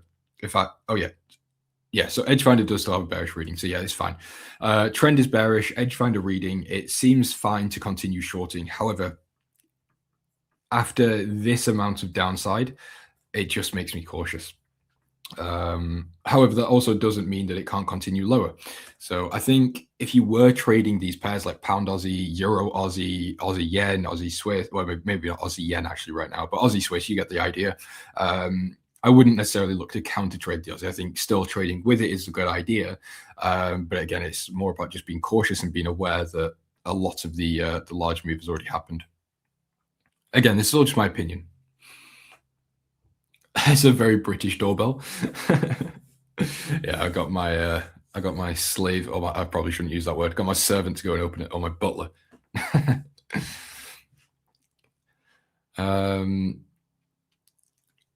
So the carry trade unwind could be something. I don't know. No, I wouldn't say this is going to be I should probably clarify. When I say further downside, I absolutely do not maybe that's not the right way of saying it. I do not think this is an unwind of the carry trade and we're going to see dollar yen start, down, down, down, down. What I think this is yes, it's a bit of an unwind, but not yeah. If we look at what an intervention is, it doesn't do anything. It's got no function other than a temporary solution. It's like, it's like breaking your leg and putting a plaster over it. It's not going to do anything. So yes, maybe intervention fears, you take some profits, maybe you get some short-term sells, but it's not a rate change or it's not a rate hike. It's got it doesn't do anything. It's a short-term bolster for the yen. So even if it does continue lower, I would highly suspect we're going to continue higher over time, unless, and the big unless here, is if we do get an aggressive rate hiking cycle, which I do not see coming, or I wouldn't expect that to happen. So downside could continue, but again, when I say that, I don't mean it's going to, rally all the way down to 100 or 120, 110. I think, maybe we could come and fill this gap down here at 140. Where is this? 148, let's say. I would say that's kind of worst case, or like the most we could see. However, again, I do want to clarify, that's just my opinion and my view. I could be wrong. I've got no money in dollar yen, so if I'm right or wrong, I really don't care. But that is what I would. Oh, that is my current view. Got what? Yeah, that was a slip of the tongue.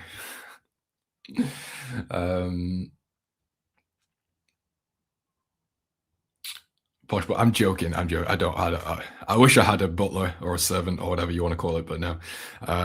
It's my beautiful girlfriend that gets the door for me. I have to say, hey, I'm going on stream to talk to people I've never met about markets. Please make sure you answer the doorbell because DHL is coming to pick up a package for me.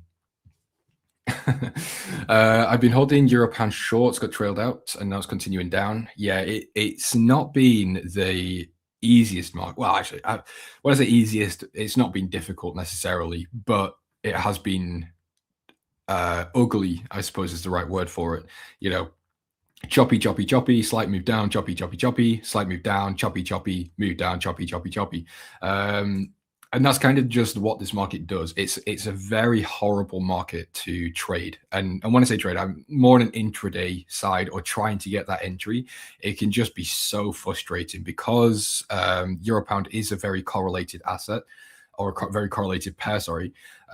It's not something that has these really smooth moves very often. It generally does have a lot of chop. Of course, you get the trends, but within the trend, you do get a lot of sort of range-bound price action, a lot of wicks. It's not smooth by any means. But either way, we'll try to find an entry wherever we can. DXY, is it crashing? No. I would not consider this a crash. I suppose that, it depends what time frame you go to. If you go to the 5 minute, maybe it looks like a crash, but no. It's just the relationship of the financial markets. When the yen strengthens, the dollar weakens. When the euro strengthens, the dollar weakens, vice versa, typically. It's just the capital flow dynamic of the market. So the dollar remains in this sideways range. Well, actually, yeah, no, I was going to say there's a slight trend, but there actually isn't at all.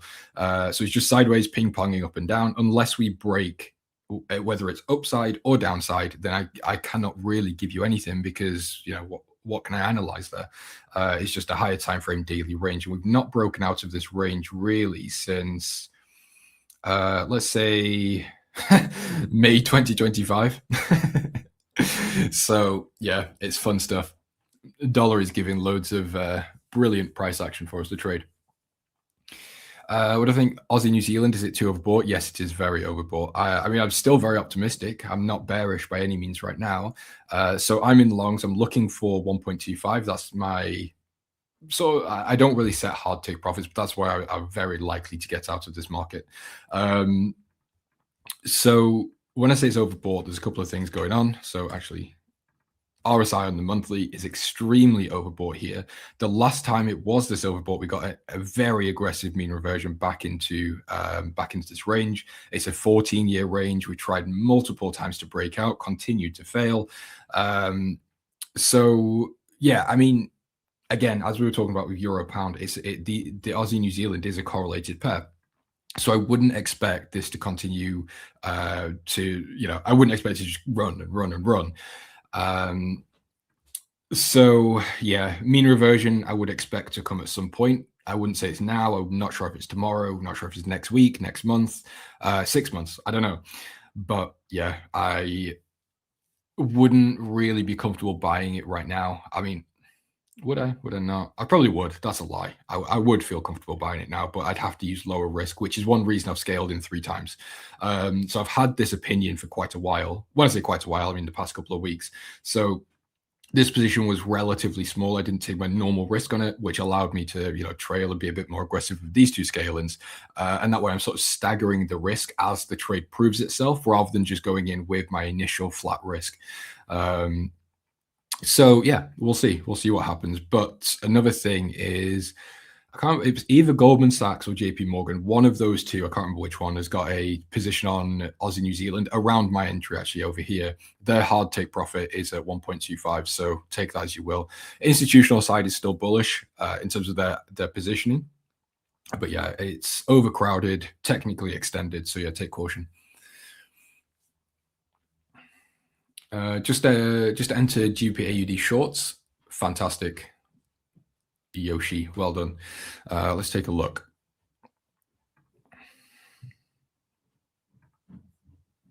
Here. Yeah, I mean, it looks fine technically. Pretty nice level actually through here. I quite like that. So let's just see. Yeah. I mean, previous resistance turned support over here. We've had the break, 2 retests, double top on this one. We've still got the bearish trend. We don't have the EdgeFinder reading, and my caution would be that the GBP is very bullish and the Australian dollar is also bullish, but the GBP is more bullish with 1 point higher. Now, that doesn't mean that we can't see further downside, but what it does tell me is that you're trading 2 strong currencies. So you've entered GBP AUD. What was your view for not entering into Euro AUD? That's the one thing I would think about, because that might be something to obviously take note of. Interesting your take on pound CAD. Pound CAD actually very similar to what I just said on the pound AUD. You're trading 2 strong currencies. So as we said, GBP getting a very bullish reading here. The market seems to have front run a lot of BOE hikes over the past couple of weeks or past month or so. We've also had obviously stronger oil, which feeds into a stronger Canadian dollar. So right now we've got a strong pound and we've got a strong CAD. Which side are you going to bet is going to continue higher? So obviously with the UK, or if you're trading the sterling or the pound long, you would be obviously expecting for better data, rate hike narrative to continue. And you'd also want to see de-escalations with the Middle East and Strait of Hormuz. But then obviously if you're short, then you'd want to see the opposite. So It depends. I personally have no view. I don't like to trade these types of markets where you've got arguments to be buyers of both currencies. Normally, when I'm trading, I like to say, okay, this currency doesn't make sense to be a buyer of, but this one does. And then you end up with a situation where you've got a relative strength trade. But yeah, pound card for me is a no-go. Dollar card. Good question. I don't really have anything on dollar CAD, to be honest with you.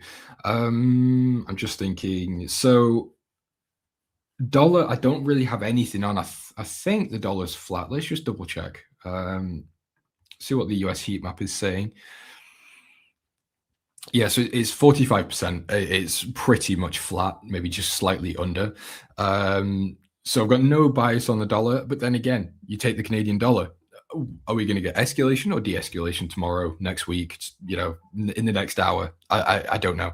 And it's that type of uncertainty that just doesn't work well with my type of trading. I like to be able to sleep at night and say, okay, I don't, you know, there's no immediate problems, or if there is, you know, it's not something I could have avoided. Whereas if I was in dollar CAD and then we did get some escalation or some crazy de-escalation, I get stopped out. It's like, oh, I could have avoided that by, you know, just not being stupid or not being anyway, you get what I'm trying to say. I can't think of the right word right now. But yeah, dollar CAD, pound CAD, in fact, Canadian dollar in general, don't really have too much for it. Let's take a quick look at Bitcoin. Actually, hold on. Before I continue, let me just... There we go. I don't want to hear that. So I'm at 9:30, and then Alan. So we've got Alan coming on in about 8 minutes. That's fine. Keep that in mind. So Bitcoin, what's going on here? Seems like we're still seeing a little bit of strength. However, for those of you who watch my segments frequently, you'll know that I've been talking about this level and this level as potential sort of retest and continuation lower ideas.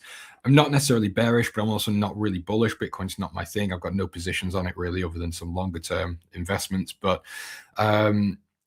my concern is that we're going to reach this level as we have, and then come a little bit lower, maybe retest these lows, and then we could get a move higher. Again, I don't know. I don't really care, but I do find it interesting. I quite like to pay attention to what Bitcoin's doing on these streams, because I know some of you guys trade it. On the other hand, rather than looking at the bear case, there is quite a nice bull case, which is down here. So previous structure, obviously previous highs over here, minus support over here. I mean, you know, a little bit choppy, but we can consider it if we want to. Then we came down to the weekly 200 moving average. Really nice rejection of this level. So if we look at the overall structure of this, pretty nice move to the upside. We've broken that structure. Break, retest, continuation to the upside within this weekly 200. So there is arguments on a technical basis for being a buyer and a seller right now, in my opinion. And of course, that's a weekly time frame. The daily is still bearish. The H4 has flipped bullish, but it looks like it's struggling a little bit here.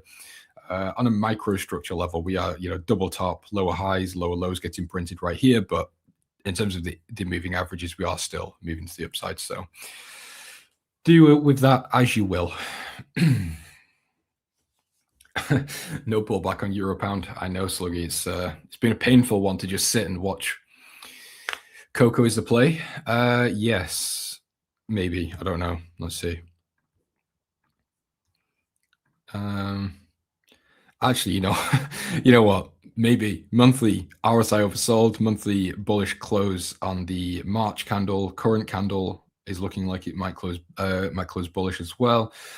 Weekly actually is just flipped bearish, but still looks okay. Daily's in a horrible bearish trend. To be honest, I don't know anything about cocoa. I can't tell you anything about the supply and demand. I couldn't even begin to try and tell you anything about this market. But from a more long-term view, it actually might be, and this isn't financial advice, by the way, but it might be okay to like look for a sort of DCA approach, buy on dips, and just let it run and expect or hope it starts going back up to these highs. Of course, don't ever trade relying on hope, but yeah, maybe there's an idea there.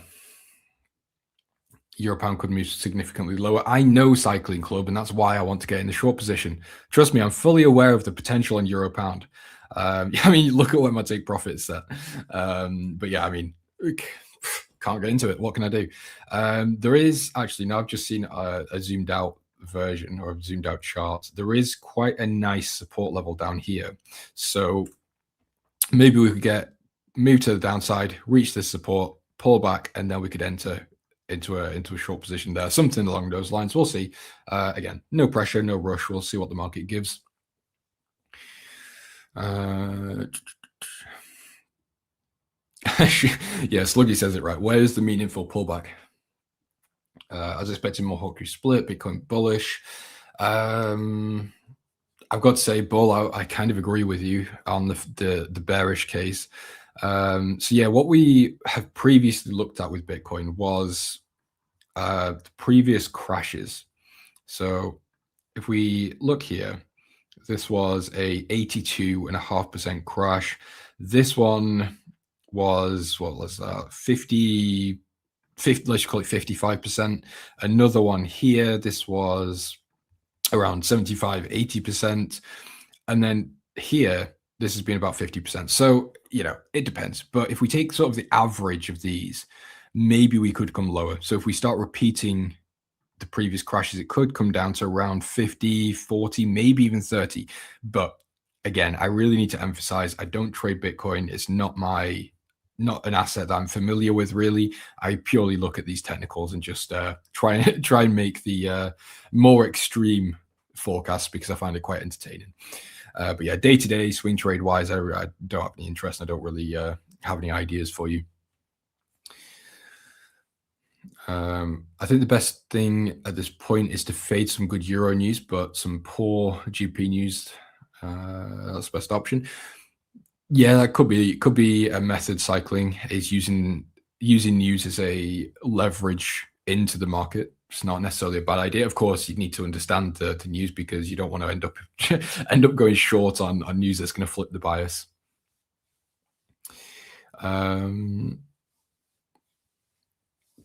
Blank off reposted the stream. Oh, I thought it said reported the stream. I was going to say, why has it been reported? Well, I appreciate the repost, and I'm sure the A1 guys do. Anyway, we've got just a couple of minutes left. So again, as I always say, if there is any final request for me to go over anything specific, let me know. If not, we can just take a quick look at the S&P, and then we can hand over to Alan.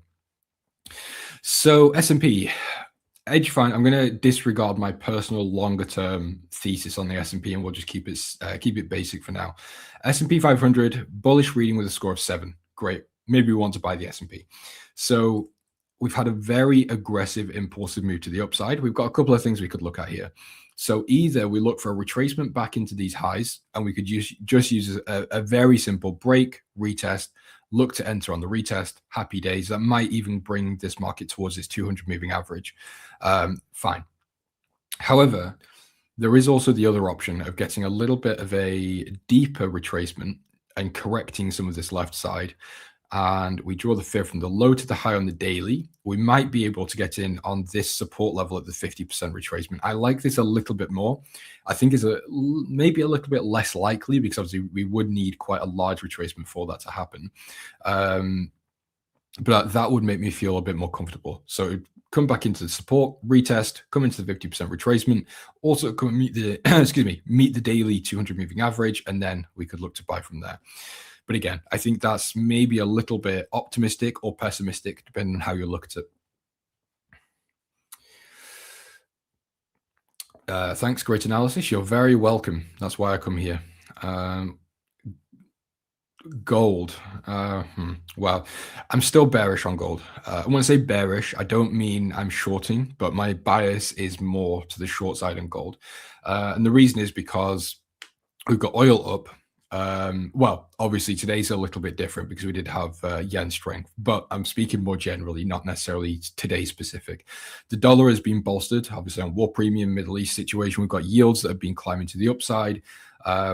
And then if we look at the scorecard on the EdgeFinder, last time I checked anyway, gold didn't have anything.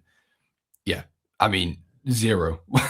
There is literally no drivers for gold right now. And if we go off the EdgeFinder and again resort back to yields and dollar being bolstered, there just is more of a negative for gold right now rather than a positive.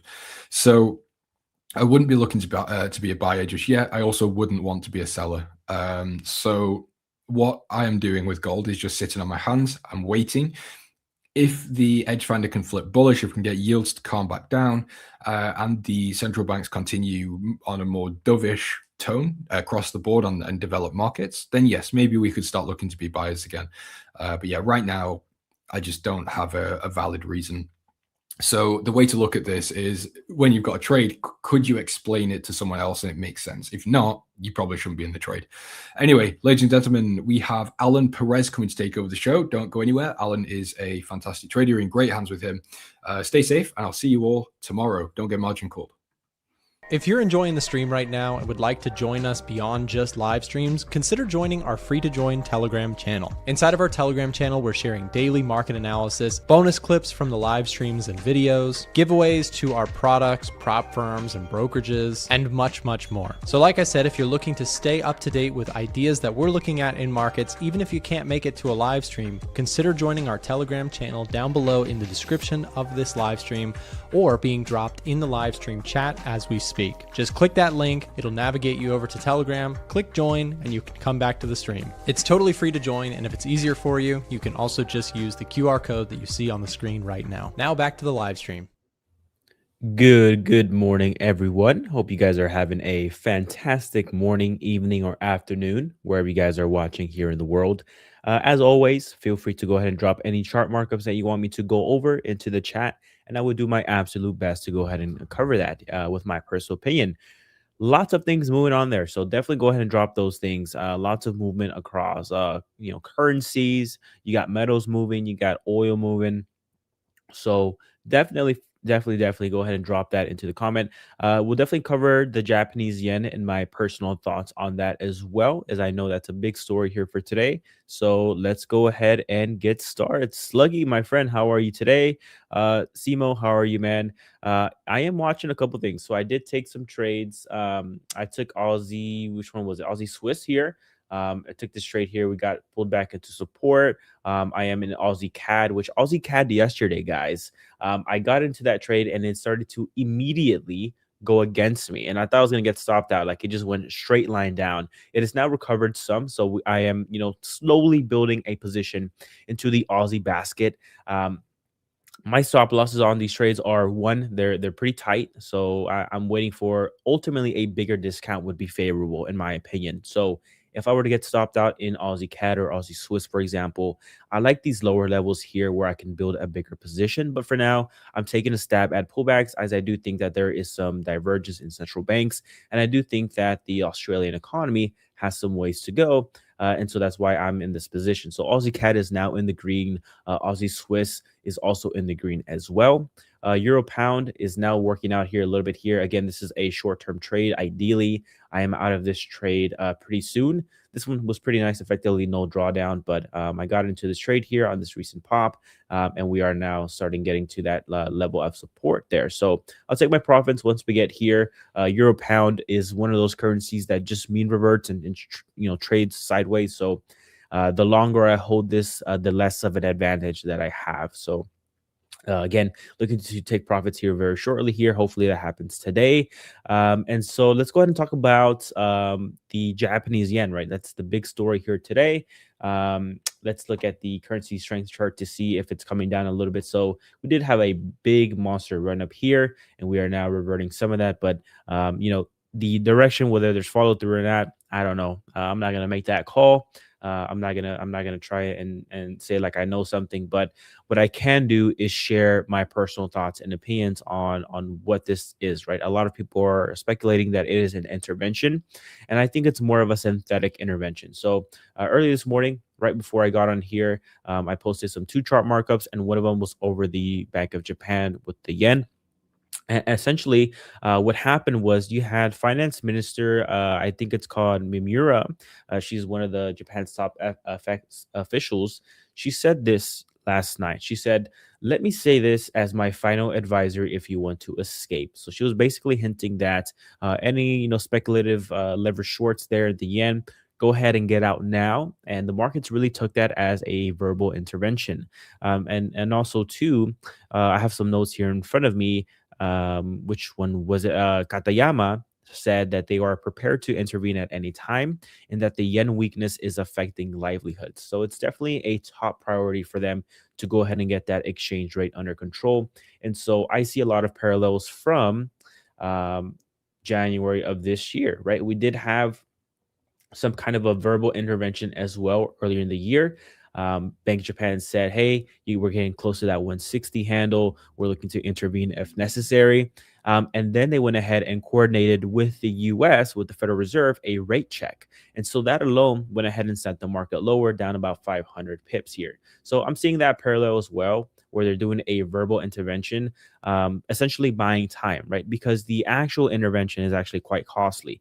Japan has to sell US dollar reserves and buy yen on the open market, and that can be costly. So this is a way for them to essentially get a little bit of control of the price by instilling some fear into the market, and having essentially a free intervention. Now, this doesn't change the overall fundamentals, the dynamic of dollar yen, right? There is a chance that you do have some dip buyers here because the rate differential is still in play, right? The rates haven't really moved much. The Fed is still at 3.5, 3.75, and the Bank of Japan is still at 0.75. So that's still going to naturally cause this chart here to drift higher. The question really is do dip buyers come in right here at 156.7, where we're at right now, or that 200-day moving average near 154? I would say if you're not in the trade, don't get in the trade. Things can go either way. I would rather wait for a true confirmation that there was some type of intervention. And whenever that does come, you do have some follow through for a couple of days. So you can actually ride that trend. But for now, things can go either way. So that's my thought process there with dollar yen. A synthetic intervention, which is just them buying time and getting the price under control without having to actually commit that costly transaction for an actual intervention. Okay, awesome, cool. Let's go ahead and look at the comments here. Hey Max, Aussie CAD looking good. Might miss it. No man, no worries. We were talking private league, Max, and I completely agree with your thought process there. So it is just part of the game there. But ideally, Max, I know you're looking for more of a discount here in Aussie CAD. I would also look for a discount in Aussie CAD. So I think that could be a win-win situation. But for now, the trade's working out quite well. Aussie Swiss looks great. Yeah, let's go ahead and look at Aussie Swiss. So the Swiss basket as a whole is actually getting quite a bid there as well. So you have dollar Swiss here down 1% on the day, and the other ones are taking a little bit of a hit there. So let's go ahead and see Aussie Swiss, because I do think that it is a good trade there. So essentially with the Aussie basket, guys, if you can kind of catch where I'm going here, you get a pullback into support. I bought that one. Aussie CAD, we got a pullback into support. I bought that one. I'm ultimately looking to do that across the Aussie basket here. Aussie Kiwi is still up there elevated, but I'm waiting for a deeper pullback into some support so I can ultimately buy it and build a nice Aussie basket long. This is how I'm doing it kind of safely here. But let's look at the EdgeFinder here. And by the way, before I go into it, guys, this is the tool that I use for my fundamental analysis and my, directional calls and everything trading related. This helps me a ton. And so today is the last day of the 45% off sale, the anniversary sale that they do once a year. It is the lowest sale of the year. So I highly recommend you guys get yourself a copy of the EdgeFinder. I promise you it will do you wonders. But let's go ahead and look at here. You can see that the Aussie basket is consistently higher here. Aussie Swiss getting a very bullish reading of 14. It is the highest score out of everything. So that's why I truly like this trade here that I just took. I think it's a good one. Aussie dollar isolated. So Aussie futures getting a bullish reading of 8 here.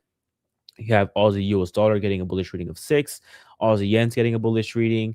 And I believe you had Aussie CAD getting a bullish reading as well before, although I can't really quite spot it, but it could be my eyes just not working well. But nonetheless, Aussie is doing a really, really good there. So building that position there, that's pretty much what I'm looking at. I do also have my Euro pound position again. It seems to be kind of moving here today, so I'll probably get taken out for a profit here shortly.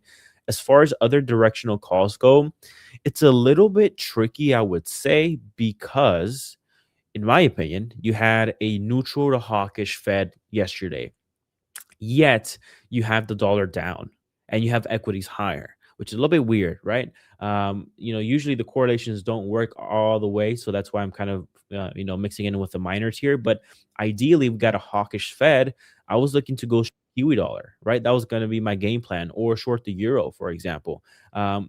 but that's not the case, right? These things are up on the day, and so that kind of makes it a little bit tricky there. But we'll go ahead and see how things play out. We do have some financial data coming out here for the U.S. So this morning we had jobless claims, which was good, which should have supported the dollar.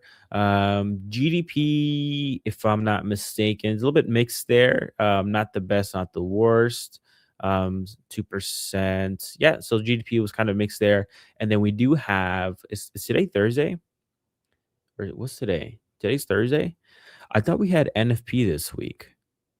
I'm tripping. That's next week because it's the first Friday. Okay, but we do have S&P manufacturing PMIs and ISM manufacturing PMIs tomorrow, so we'll see. But yeah, nonetheless, though, we did get a neutral hawkish Fed, in my opinion, yesterday, and we have a dollar that's red on the day, so a little bit tricky there as far as my directional call. Let's see, Alan. There was some financial juice message that it was confirmed intervention. Oh, really, Max? Really? Okay. Let's we'll have Marco here. When Marco joins out, he's really good at finding that. One thing that I will say here is that I just see on my terminal on Financial Juice, Trump floats a new plan to reopen the Strait of Hormuz. Now, this is one of those things where, you know, the more you say something and nothing happens, the more diluted the message becomes. So we'll see how that happens, how that comes out. But we have oil here trading lower today, which is going to be benefiting that rate cut story, that inflation story. Yields are lower, so 2-year yield lower here, and the 10-year yield also low on the day. And stock market's being supported by this, so we'll see. I'd like to get a good consensus in the chat. So it seems like the stock market is beating most odds. You have a neutral hawkish Fed. You have strong earnings, right? And then you have, you know, the war in Iran, you have inflation, you have oil elevated, yet it's still high. So my question to you guys, is this just going to be the new standard where the bar is pretty high and the stock market's pretty strong and you can trade the market at these highs? Or are you guys being cautious? So if you guys are willing to trade the market here at the highs, go ahead and type 1 in the chat. And if you're still proceeding with caution with equities, go ahead and type 2 on the chat. And while you do that, Sluggy says, check 1524 news. Okay, on Financial Juice. Let's go ahead and see. If you guys can give me some keywords as well, that would be helpful. But let's see, 1524. I don't see much, guys. 2. Okay, you guys are being cautious there at the highs. 1524. Is there any okay, this was in the morning time. Some ECB probabilities. Oh, timing is different. Well, it should have been last night, right? The MOF said Japan didn't intervene in the FX market in April. Yeah, if you guys got some keywords or something like that, feel free to drop that in the chat. That way I can just search for it. I don't want to spend too much time there, but yeah, we can definitely get to that. Marco's really good at helping me with that as well. So we'll see. I'm sure he will have the latest on that. But yeah, so as far as like trading goes, trading the miners at the moment, right? I like to trade the majors. Like if I could get a position on Aussie US dollar, it's getting a bullish rating, I would like to do so. But yeah, Marco, how's it going, man? Hello. Some big developments today. Oh yeah. So UJ dropping out of the sky, and we have also actually UJ. I mean, that's kind of the main focus. So the yen. What's your take on that? Yeah, man, I'm floating about $80,000 on the demo account that we talked about yesterday. Awesome. Kind of shot myself in the foot there. No, but yeah, in my personal opinion, I think that this is more of, and this is a smart way to go about it. This is a synthetic intervention. Now, the chat here is telling me that there was some actual intervention confirmation with Financial Juice. I tried looking for it on my side, but I couldn't find it. But if that's the case, I'm completely wrong here. But I think it's also probable that Japan did similar to what they did early in January of this year, which was a what I call a synthetic intervention, where they verbalize their intention, spooks the market, and then the market goes lower, and that just buys them time. And that's a way for them to control the exchange rate without having to actually commit the money to actually intervene, right? So that's kind of my quick highlight there on what's going on in Japan. How about you though? Well, I'm seeing it, and I read Brent Donnelly's latest newsletter. He also confirms it as an intervention. Okay. So it looks like it could be the real deal. I mean, you can never be for sure, but there's a good chance it's an intervention, and there's a good chance that it can actually follow through. So let me just remove this. So I know the way they confirm these things is the next business day after they get like the flow data, and they can actually confirm abnormal activity. But if it's a real intervention, then this thing has some follow through. Yeah, it definitely could have some follow through. If I put up my screen here, so let me do that. Like the one in 2024 really had some nice follow through. So the initial candle looked pretty much exactly like this one, and then we had the follow through in the upcoming few days with even more interventions happening, and we had an absolutely massive drop. So if this is just the start, it could make sense to get in on a bit of a rally if we do get a rally to the upside. So it's definitely too late to play the initial intervention, but if there's going to be follow through, placing a bet, placing a sell position could be sort of an interesting way to go. But I think this was translated pretty much on everything connected with the yen, which does also confirm an intervention and not just being connected with the dollar. So yeah, even Swiss yen massively dropping. So I would say that's another clue that it could be an actual intervention. Are you looking to play it possibly to sell rallies on UJ, or are you just gonna be patient? Yeah, so I had a limit order on UJ, and it got triggered, so I'm actually in the trade. I can't find any this Reuters right now. It's kind of like it has a paywall as far as confirmation. There's a couple things. I'm trailing aggressively here. But if it's a real intervention, then my kind of playbook a little bit changes a little bit.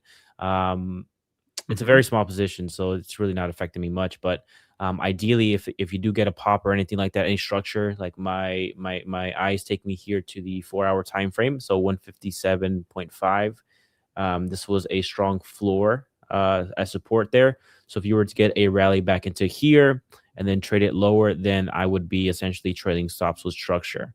But this thing, if the intervention does come out confirmed, which I know the chat here is saying that, then this thing can really start to move in a straight line. Oh, so you're in? Yeah. Oh, okay. Awesome. Did you get in before or like recently in the last few hours? Well, I had a limit order that got triggered there. Okay, yeah, cool. It's kind of like you know how people they like you see memes on the social media where they have they're trading like these news events like CPI, and they put a limit order, one up, one below, and one of them's gonna get hit. I should have said he did that for the downside. So yeah, it's kind So you of had a sell stop. yeah. Awesome. Yeah, personally, I kind of chickened out. I talked about getting in on a sell yesterday. Did you taco? You tacoed out? Yeah, I tacoed out. So the confidence wasn't there, and I just didn't have enough sort of confluences to go in. And most of the sort of online chatter from the people that I'm following was kind of, we're not sure if there's going to be an intervention or not. So decided against it. Was the wrong move, but part of the game, is just one trade. And in a year, we'll take 100 trades or 150. But again, possibly selling a rally could be a good idea from what I just showed on the 2024 July data, where it absolutely went down even more, dropped like a rock. That could be nice. Yeah. Yeah, I actually, like, despite being in the trade, I kind of want to be neutral there just because I don't know if it's confirmed or not, right? And so these things, if you do find buyers there, you can get some kind of a V-shaped recovery quite fast, in fact. But if this thing does become real, I'm really interested in Swiss yen. I think that, we were late, or we were early last time. I took a loss on that one. But definitely Swiss yen. I think if you do get some momentum to the upside there in the yen, I think Swiss yen really kind of leads the path there, especially because of those positive swaps. So as far as structure goes, man, I guess I would say, which we kind of got close to it, but I'm just like linking like this is probably support here. You have this upward trend line or these moving averages. If you were to get a decisive close here below, then you can, take that further down. But the only thing here too, the caveat is that the Swiss basket right now, although it doesn't really show here on currency strength because the yen is obviously leading the way, but the Swiss franc's actually quite strong today as well. So I don't know if that will be overridden or this will be not the best way to go about it. Yeah. Interesting. At least we're getting some moves. And also, we got the Mag 7 yesterday, or I think Apple is today, but we got like 3 or 4 companies yesterday. I think all of them produced a beat in the earnings. The price action was mixed. Some of them went up, some of them sold off. I think Meta didn't really have a great day yesterday. So let's just take a look. Yeah, Meta definitely sold off. MSFT, I think it was like 9% as well. Yeah, I think it was because Zuck, the Lizard King, announced massive capex, massive capex spending, and people didn't like that. So essentially, Meta sold off heavily, but the earnings were still a beat. And we're gonna get Apple today. I think Nasdaq is holding up okay. Well, not anymore, but it was at all-time highs when I checked the chart. So that's a good story for equities. What do you think? Or is it more of a sell the news type of scenario where everyone was getting hyped up for the earnings? Earnings came out, time to sell. Yeah, it wasn't like the most rockstar earnings, right? Like all of them beat, and it's like this big thing. So I think it's kind of like the second option there. I think you just get some good pullback opportunities. What's kind of tricky for me, Marco, right now is like if you are getting a super strong yen and an intervention, why are risk assets still like green on the day? Why is the Aussie dollar up? Why is the Kiwi dollar up? Why is equities up? Usually that kind of signals like a little bit of an unwind, a leverage unwind. Yet markets are still elevated. So that's like, I don't know, man. And then you had a neutral to hawkish Fed yesterday, right? And then you have oil high in the hundreds, and then you have yields elevated as well. Like, what is propping up this market? That's my question. Like, is the fall going to be just as hard as the rise? Yeah, I mean, I would like to get a fall in equities to get a pullback, a correction. But what you said, like the Nikkei, it should sell off. If this is an actual intervention, the Nikkei shouldn't be up on the day. And it's actually up, I think, 1.33%. So if we go to July of 2024, July 2024, so that was the time of the intervention, and the Nikkei took a big hit. Really big hit there. So is this going to be a big one? Maybe not. Maybe it's just a small intervention, or there still could be the case that it's not an intervention, that it's how did you call it, a synthetic intervention? Yeah, just like a synthetic verbal intervention where they achieve their objective temporarily by just spooking the market a little bit. That's interesting. Yeah. We're going to get more clarity as the days progress, for sure. What's your take on central banks? We had 5 meetings, or I think all of them are finished now. We had the Bank of England today and the ECB. Did you get more clarity? Did you get any positions that you're looking at, maybe to play some currencies to add on some more trades? So to be quite honest with you, Marco, after the Fed yesterday, I was quite busy doing some last minute packing and stuff. I know we had central banks this morning. Didn't really get much. I didn't really look much into it, to be honest with you. But I did see a headline there that ECB is pricing in some hikes. So Lagarde here an hour ago, give or take, we're shifting from the baseline. This is essentially what I do. Money markets are now expecting 72 bips of hike this year versus 76. So I guess it's kind of baseline to a little bit neutral, I guess. Not the biggest change in the world. Okay, so money markets trim bets on a June ECB rate hike. So it seems like they were more neutral to dovish. Yeah. Which that would be my quick take, my quick rundown there on the ECB. Now for the UK, not too sure there. Did you get? I'm gonna ask you. Did you get any good view on central banks and how they were positioned? Overall, no. I would say Lagarde is sort of the most boring speaker out of all of them. She comes on, she flexes with the scarves, and that's about it. But essentially, most of them are staying neutral and kind of in the wait and see mode, depending on what happens in the Middle East, depending on if oil brings inflation or if it brings lower growth. So they're not sure how to balance the upcoming inflation and how upcoming oil prices or higher oil prices impact the growth later on, which is not so great for us Forex traders. We would much rather see the central bankers actually commit on a specific path. And all of these small repricing events, I mean, if we just look at the charts never lie, and they barely moved. So like euro dollar, GU dollar in general, I think, UJ moved, but that's a different thing. That's a different catalyst. So as far as Forex goes, in currencies, tough market. Still a tough market. We didn't really get the sort of the catalyst that I was personally waiting for this week. Yeah, I'm thankful that I got the pullbacks in the Aussie basket, because if it wasn't for these minor pairs, I really would be flat, because usually the way I trade is my idea is, okay, it's kind of vanilla, right? Fundamentals plus central bank, are they aligned? Cool, one direction. In this case, dollars US is doing quite well. You had a somewhat neutral to hawkish Fed, and the dollar is red on the day. So that's, to me, that's like, okay, something's different here. So that's kind of like the only way I'm participating here is Aussie CAD higher, Aussie Swiss long side as well, and then Euro pound here. It's dropping today. But yeah. Oh, awesome. So Euro pound working out pretty well as far as I can see.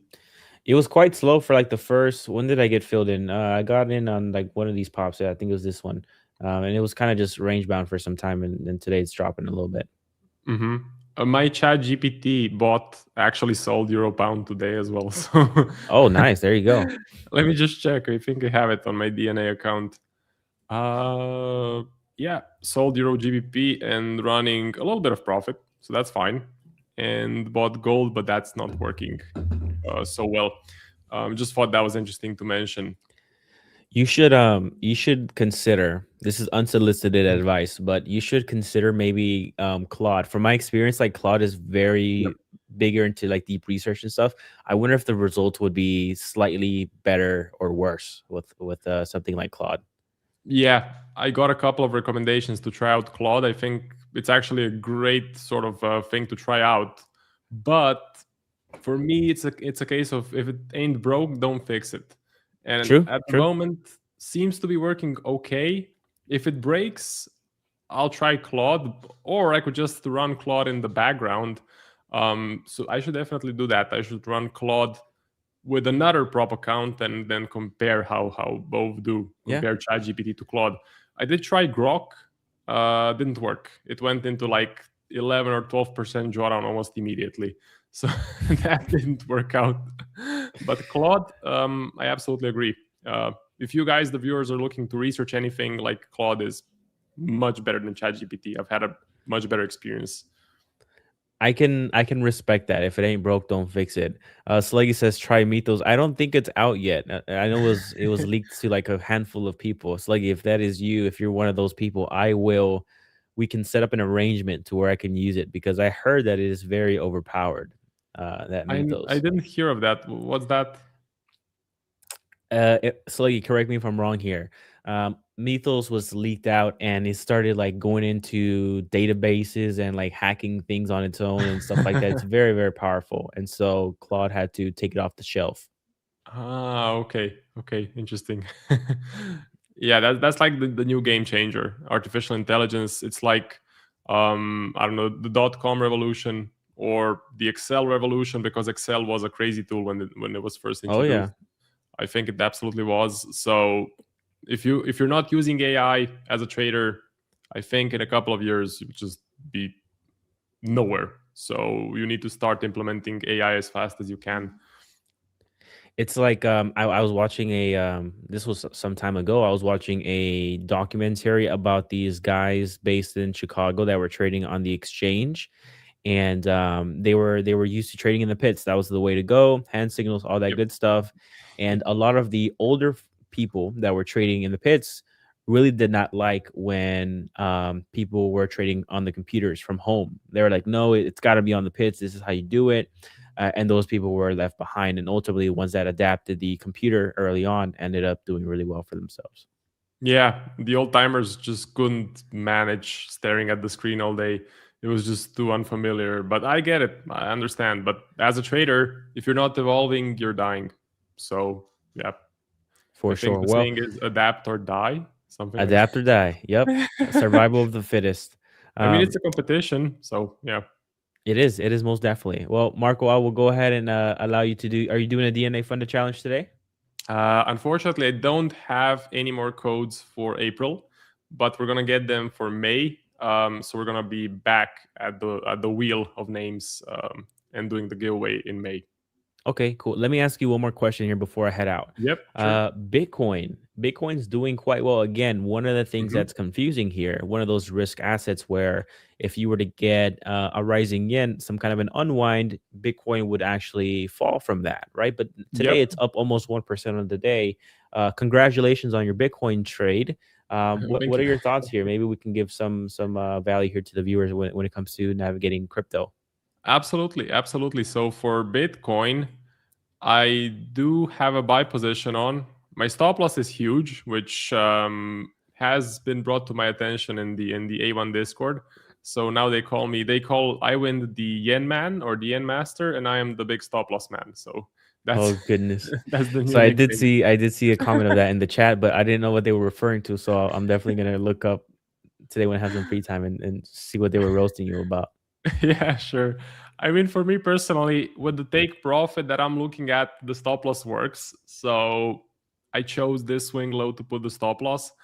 But yes, Bitcoin is up on the day by I don't know 1%, and I'm barely up on the position. So I get the whole thing about it. The main goal, the long-term goal, is to aim for 90 something. So if this is an actual breakout, and that's what I'm playing, I'm not playing just a quick push to the upside. I'm playing sort of a breakout out of the range. And if we do breakout, I could take profit around this high, 95, 97, and that creates a pretty positive reward to risk. So for me, following the Nasdaq, maybe sort of kind of Bitcoin could be late to the party. Nasdaq already had the explosion. Now it's time for Bitcoin. The US economy seems pretty resilient. I mean, the data coming out of the US seems pretty strong, so people could have some extra cash to park it into Bitcoin. The problem would be if we get the yen unwind. So if we get a continued intervention and a real intervention, that could be a problem for risk on assets, and it could bring my Bitcoin lower. So that's the risk. But EdgeFinder is bullish. I think it's still bullish. Should be still bullish. So that's the general bet. Awesome. Well, it's definitely a good play. And it seems like you address the risk, which is if you were to get a yen intervention, this trade can hurt a little bit. But it seems like for now it's kind of holding up quite nicely there. So hopefully that continues, and it's one of those trades where it works out well. But all right, Marco, I'm gonna go ahead and head out here. Thank you for that, and we'll talk soon. No worries. Have a safe trip. Will you be streaming from Dubrovnik? No. Okay, cool. Well, have a safe trip. Have fun, and we will see each other soon. All right, man. See ya. Cheers. Yep. Goodbye. So let's continue with the stream. I do want to mention, if you guys are looking to get funded, definitely do check out DNA Funded. So this is my 25K two-phase funded account. It's down. I'm down around 4%, or a bit less, I think. A bit less with the current equity. So I have a sell on Euro GBP. I have a buy on gold against the euro. Is gold still up on the day? Gold against the dollar is up, but gold against the euro is probably down. Let's see. Okay.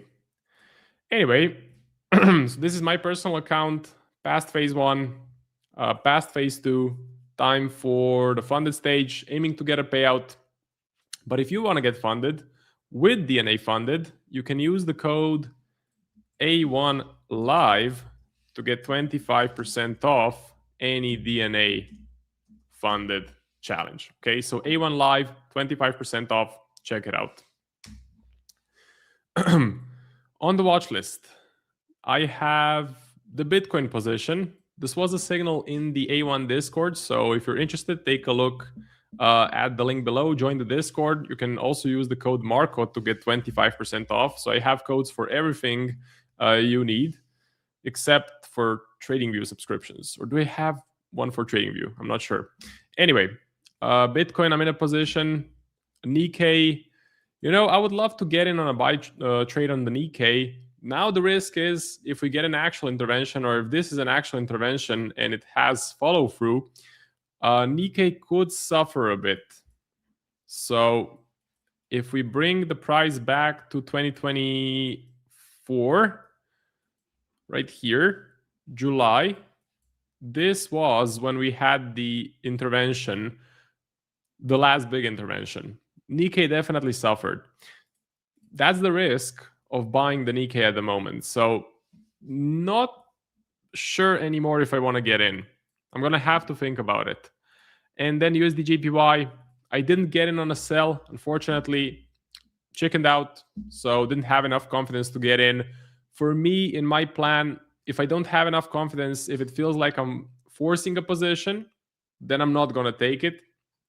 So stay out of this one, but it's just one trade. So in a year, I usually take 100 to 150 positions. One trade is not really going to make or break the whole year. Yes, this could have been a nice runner, but hey, you miss some, you lose some, you win some. That's how it goes. So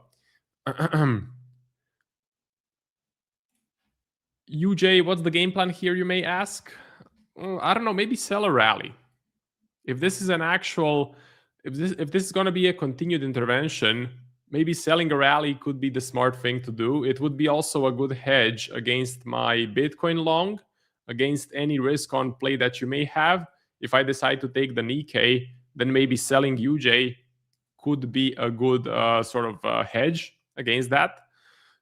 Gonna have to think about that. Stocks are up today, which is good to see, except Nasdaq. It had some pretty nice gains. Again, the Mag 7 earnings were fine. I know Meta sold off, but that didn't have much to do with earnings. That was mostly with the Lizard King announcing massive capex spending, which the market didn't like. Dow looks great. Russell looks fine. DAX, I don't want to even look at the DAX. The DAX is pretty much staying in this range and not moving anywhere. Metals, up on the day. Have they really cleared this break-even price action, this range-bound price action? No. I'm still not interested. Let me just check the EdgeFinder. So if we look at the gold, neutral, yeah, I can't do much. I first need to see this price go above 20, the 20 MA. Then I need EdgeFinder to turn bullish. Then I could maybe consider a buy setup. Personally, I do think gold finishes the year near the all-time highs. So I do think we go up by the end of the year. Most of the people that I'm following and watching believe the same. So they have a bullish bet on gold. But I don't want to buy at the moment. I don't think this is such a good level to buy. Just my take. Oil pushed lower a bit. So we had a crazy run up this week from Monday. Really good run up. Now pulling back a little bit.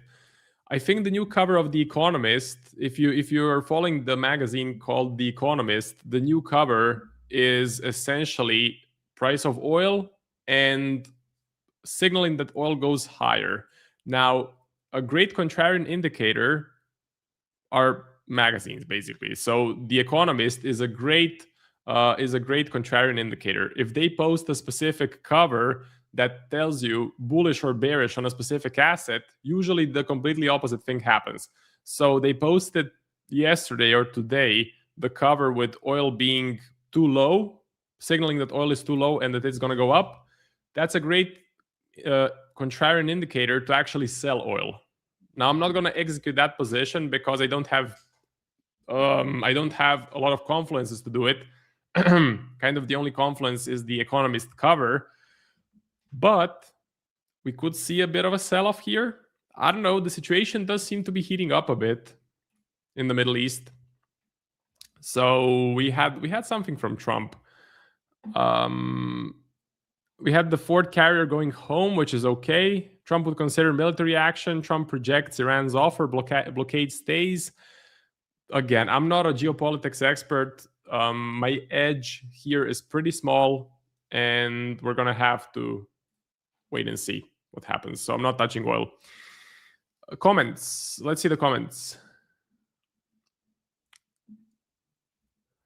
Can you please do DXY? Sure, we can do DXY. NVIDIA. What do I think of NVIDIA? Let's take a look.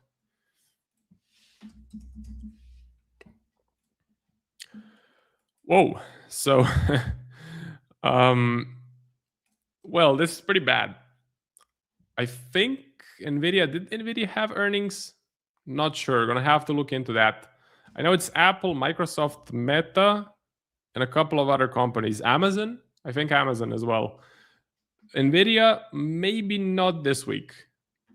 Personally, I would be bullish long term. I think this is one of the great companies in the US. Definitely correlated with artificial intelligence. Again, you need GPU power. You need pretty much any kind of power that you can get your hands on to run the AI stuff. And NVIDIA is one of the major players in the game. So yeah, fundamentals right now, I would say, are super bullish. GP Swiss. Joshua, good afternoon. It's the Zuck. Yes, it is. It is the Zuck.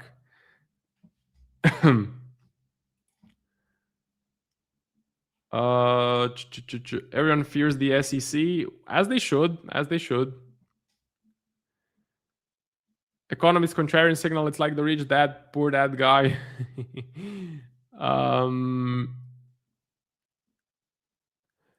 FJ said Trump wants to open the strait. I know, but to be honest, I just completely ignore whatever is coming from Trump, because 95% of it doesn't have any real weight, and 95% of it is just noise, and it's getting super annoying. So I just tend to ignore all of that stuff. I'm long gold. Okay, personally, I wouldn't be long on gold, but that's just me. I climbed into BTC longs with you, Marco. Nice. Swiss yen is still a good sell at 200. Imagine SMB selling Swiss now. Let's see. CHFJPY. Well, I did have a position on. Got stopped out of it, unfortunately. We did, Alan and I kind of called the price ceiling, but we were not willing to participate after we got stopped out. Just the way I trade personally, I don't want to re-enter a position I got stopped out on unless I have crazy good conviction. Would I jump on a short right here? No. Personally, I would not. It would be kind of smart for the SMB to jump in the market and do an intervention. But again, Swiss yen is not a worry they have. They're looking at Euro Swiss. They're looking at this. They're looking at the 0.9 level, most likely. Swiss yen doesn't really matter. Euro Swiss matters. We are now far above the 0.9 level. So unless we can go back near that, I don't want to play anything with the Swiss as far as the intervention goes. UJ, as I mentioned, maybe selling rallies. Selling rallies could be interesting. That could be a good game plan. Okay. that's about it from me. Yeah, let's see. Final comment. Marco, would you consider a short on orange juice with the way the weather has been going? Absolutely. So let's wrap it up here. Thank you guys very much for watching. Don't go anywhere because you have Tiger coming on after me. If you want to get funded, I'm just going to repeat the code. A1 Live gets you 25% off any DNA funded challenge. So check it out if you want. I will not be streaming tomorrow. You can catch me next week. I wish you good luck in the markets. And that's about it. Goodbye. This next segment of the live stream is proudly sponsored by the one and only Ola Prime. Ola Prime is easily one of the most impressive prop firms that I've come across with an incredibly professional team. They offer fast payouts within 1 hour, up to 95% profit splits. They have the largest number of trading platforms. I mean, just take a look at this list. They have MetaTrader 4, MetaTrader 5, TradeLocker, DXTrade, MatchTrader, and CTrader all available to their traders. And that's just for the Forex side. On the futures side, they have DX Futures currently with Tradeovate and NinjaTrader coming soon. Ola Prime has one of the widest selections for challenges and funded accounts that I've come across, with a wide range of account balances you can choose from, like 5 all the way to 200K. And just take a look at the variety of different challenges you can choose from to fit your trading style. They have a 1-step or 2-step pro accounts. They have the 1-step prime, 2-step prime, direct accounts, Ola Prime, 1 challenge. I mean, you have a wide selection here. And the reason this is so important is that you as a trader have a unique style. Everyone does. And finding the right challenge to meet your criteria is very important. If you go through their website, which I encourage you to do so using the link dropped in the live stream chat right now, you can explore in full transparency all of the different account types, all of the rules, etc. They also offer news trading and weekend holding, and they have direct and challenge accounts available. For a limited time, stream viewers get extra discounts using the promo code that you see on your screen right now, and also through the link and promo code being shared in the live stream chat. Take your trading to the next level with Ola Prime. Now back to the live stream. What's going on, everybody? Happy Thursday.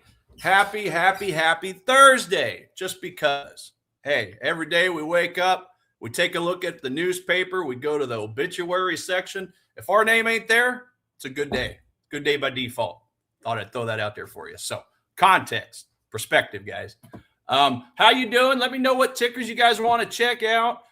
James, the ghost of James Pierpont Morgan, decided to come out of his grave with his dusty cash. He gave me a few bucks today. I did get a winner on JPM, ticker JPM. So that trade is finally closed out. I think it was about $600, guys. I didn't do like a major risk on that. Pretty small. Actually, I think it was a 0.3, but I was only trying to take price just to the next minor zone. So we can definitely take a quick peek at that. And then still in that Netflix trade. I don't know how, guys. I'm living on the edge with that.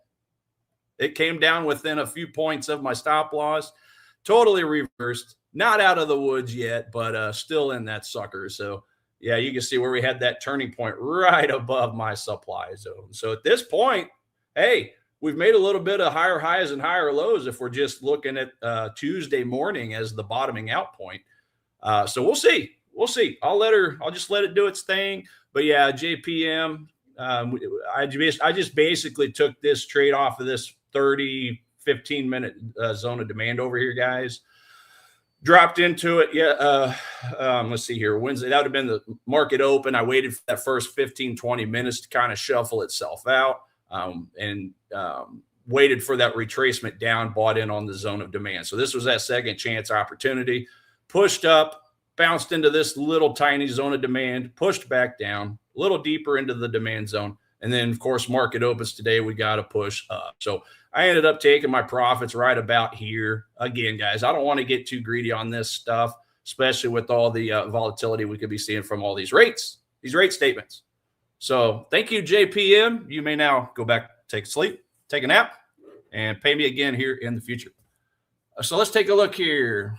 What's good, Ray Beast? Check pound New Zealand. Yeah, absolutely. Absolutely. Let's go have a look at pound Kiwi. Still giving us a very bullish plus 10. I just want to make sure my chart's moving over here to you guys. I think we are. Okay, perfect. So yeah, pound New Zealand. Let's go upstairs to the currency pairs I got right here. So nice bullish score. Let's start with the daily on the right. Okay, my 8 is above my 21 EMA. That's the dark red above the light red. So there's a good look to that. Looks like the alligator's mouth is kind of opening up. Let's see here. What does that look like?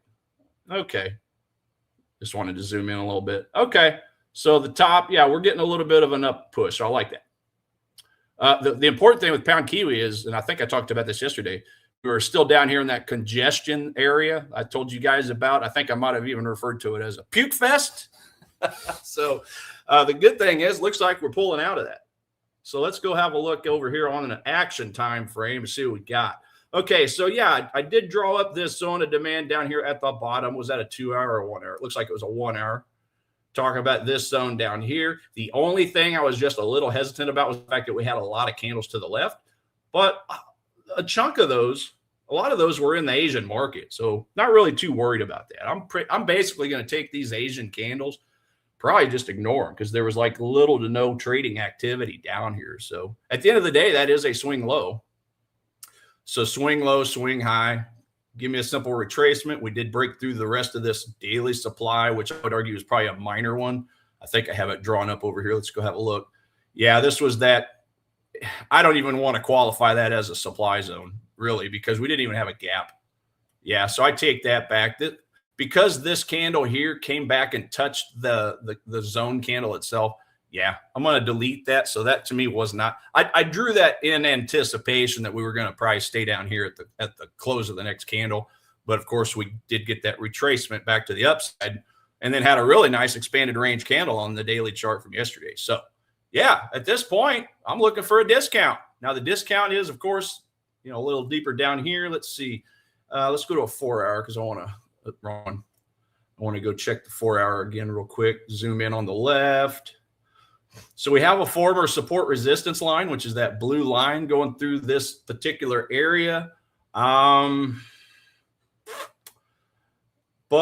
the thing is, I would still stick with the zone at the bottom, this 1 hour, because it's closest to the origin of this overall up move. So in general, guys, of course, it depends on the context every time, fundamentals, EdgeFinder, yes, no. It just depends, but I prefer to wait on a retracement to the origin of this strong move up. So that would be where I would remain interested into basically the 2.29 round number. Okay. Yeah. And then from there, because we had a little bit of a gap. This wasn't like the strongest gap on a 1 hour, but a little bit of a gap right here. Okay. Now that gap has been kind of closed on this particular time frame, but again, we're looking on a 1 hour chart because that's where we drew up the zone. So here's how the gap would look on a 1 hour chart. Let's see here. So basically like this. Again, it's not a major gap, but it is a gap. So it does show that we have a little bit of inefficiency in the market right here. And that just basically means demand heavily exceeded supply, left the gap. Now, if you're a gap trader, congrats. That's, I think, the second one this week I've mentioned where it actually would have been a decent win on the gaps. But I don't trade gaps. We joke about the gaps on the show, guys. We joke for a reason. It's just stuff you see all over YouTube, fair value gap strategies, reverse fair value gap, or whatever the heck it is. I don't even know. I've dug into it a little bit in my younger or earlier in the career just to see what the heck everybody was talking about. But the more I studied supply and demand and understood, how demand exceeds supply, vice versa, and how powerful those are, that's where I just focused 100% on supply and demand. So anyway, 1 hour chart, I'm interested in that spot. So that's 2.28 or 2.29 basically, guys. So that would be the level for you on pound Kiwi. As always, not a signal service on my behalf. Just showing you zones I'd be interested in looking at if I put money on it. So that is pound Kiwi. Well, let me look over here at my cheat sheet. The intervention. What do you guys think? Did we get a little bit of intervention this morning?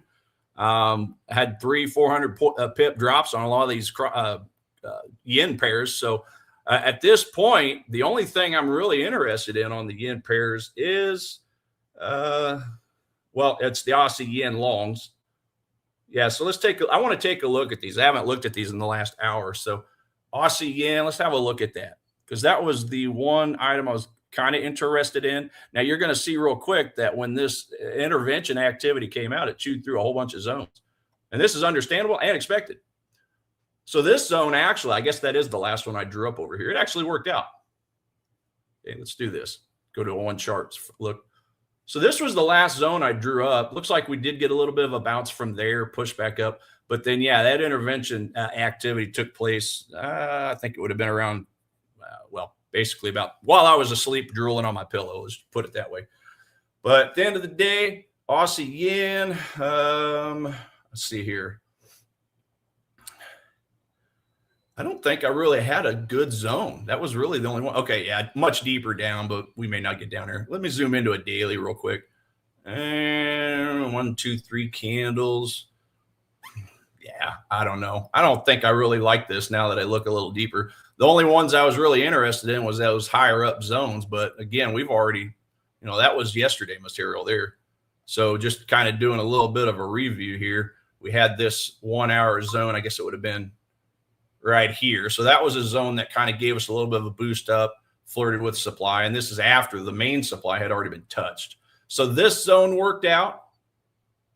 This zone, the less probability because it's right there. It's basically created from a bounce on another zone. Remember, I like zones created on their own. But even so, we still got just a little bit of a push back up, right back to that same supply zone, fell back down. And then I think the last resort on a second chance opportunity was, right here, looking on a 5-minute chart, guys. A 5-minute chart where we did have this zone here. Price just barely kind of broke ahead of this choppy supply zone, I guess, but it did wick through it. So we got to drop down to that. Got unfilled orders. You can see the VSA picks up where the zone is, and then we get a push back up, and it just the whole thing repeated. Bounced right here at this supply zone here, got the push down or basically flirted with it. So that's just a recap of Aussie yen. That's the only thing I was interested in. But again, all that's old news. This completely resets everything. All the yen pairs are basically reset in my opinion. So I'm curious, what about dollar yen? Did we finally get that bounce this morning? Yeah, so here you go, guys. Okay, remember, interventions do not care about supply and demand zones. Not any of the minor ones.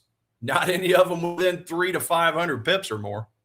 So really the next stop for dollar yen, even though I think it's off our list now, it's really going to be this daily 4 hour down below. And you'll see this, guys, when we're talking intervention, you'll see where it'll drop 300, 400, 500 pips, might pause for a little bit, and then turn around and drop another 300, 400, 500 pips. So just because it's balanced out or, kind of based out over the last couple, few hours doesn't mean it's done. Doesn't mean it's done at all. This thing can turn right around and just chew through all the rest of this zone. Okay. Wouldn't surprise me a bit. Study up on intervention price reaction. It's really crazy stuff. Again, go use the FRED website. It's the Federal Reserve of St. Louis, which is about 4 hours to my east, where they have a really cool way of mapping out, or basically just taking a look and seeing the historical movements from, where's Fred? Where are you at, Fred? There you are. The historical movements of yen. So Japanese intervention right here, Japanese bank purchases of dollar against yen or vice versa. And remember, you can go on to this little graph. And I know I showed you guys before, but now that we're actually getting a little bit of intervention, it's just a good idea to go onto this map. Take a look at where the yen was intervened with by the bank, and then go look at a daily chart on all these dates. July 11th, 2024. May 1st, 2024. Okay. April 29th, 2024. Go have a look. That'll be your homework assignment, and just get an idea of what happened every time they intervened. You'll see some gigantic moves. It's pretty crazy stuff. Like really crazy stuff. And if you guys figure out a way to to know when the Bank of Japan's about to do that, let us all know so we can all be multi-billionaires. We retire. Fair enough? What we got up here on the chat? Let's see here. You know what, Ray? Yeah, as far as stocks go, and I know we're not on a stock channel, I am keeping an eye on Meta. Okay, we had the 4 Mag 7 releases yesterday as far as earnings go. Tonight is April, or I should say today is Apple, rather. Sorry. But yeah, when Meta shook out, I was actually kind of interested. Very quickly, I'll show you this, and then we'll get back to currencies. Meta. let's see. So on Meta, I'm keeping an eye on, I was keeping an eye on this zone of demand down here. And then obviously the daily a little deeper, but you can see we just had an ugly drop when the earnings came out yesterday. Ton of points, guys. 670 down to 600. So yeah, I'm actually keeping an eye on this 4-hour zone. Now, did we drop into the 2-hour? Because I was looking for the confluence. I was looking for the confluence on this thing. Get this out of the way. Okay, we didn't quite get there. So that top white line is a 2-hour demand zone confluence. The bottom line is a 1-hour.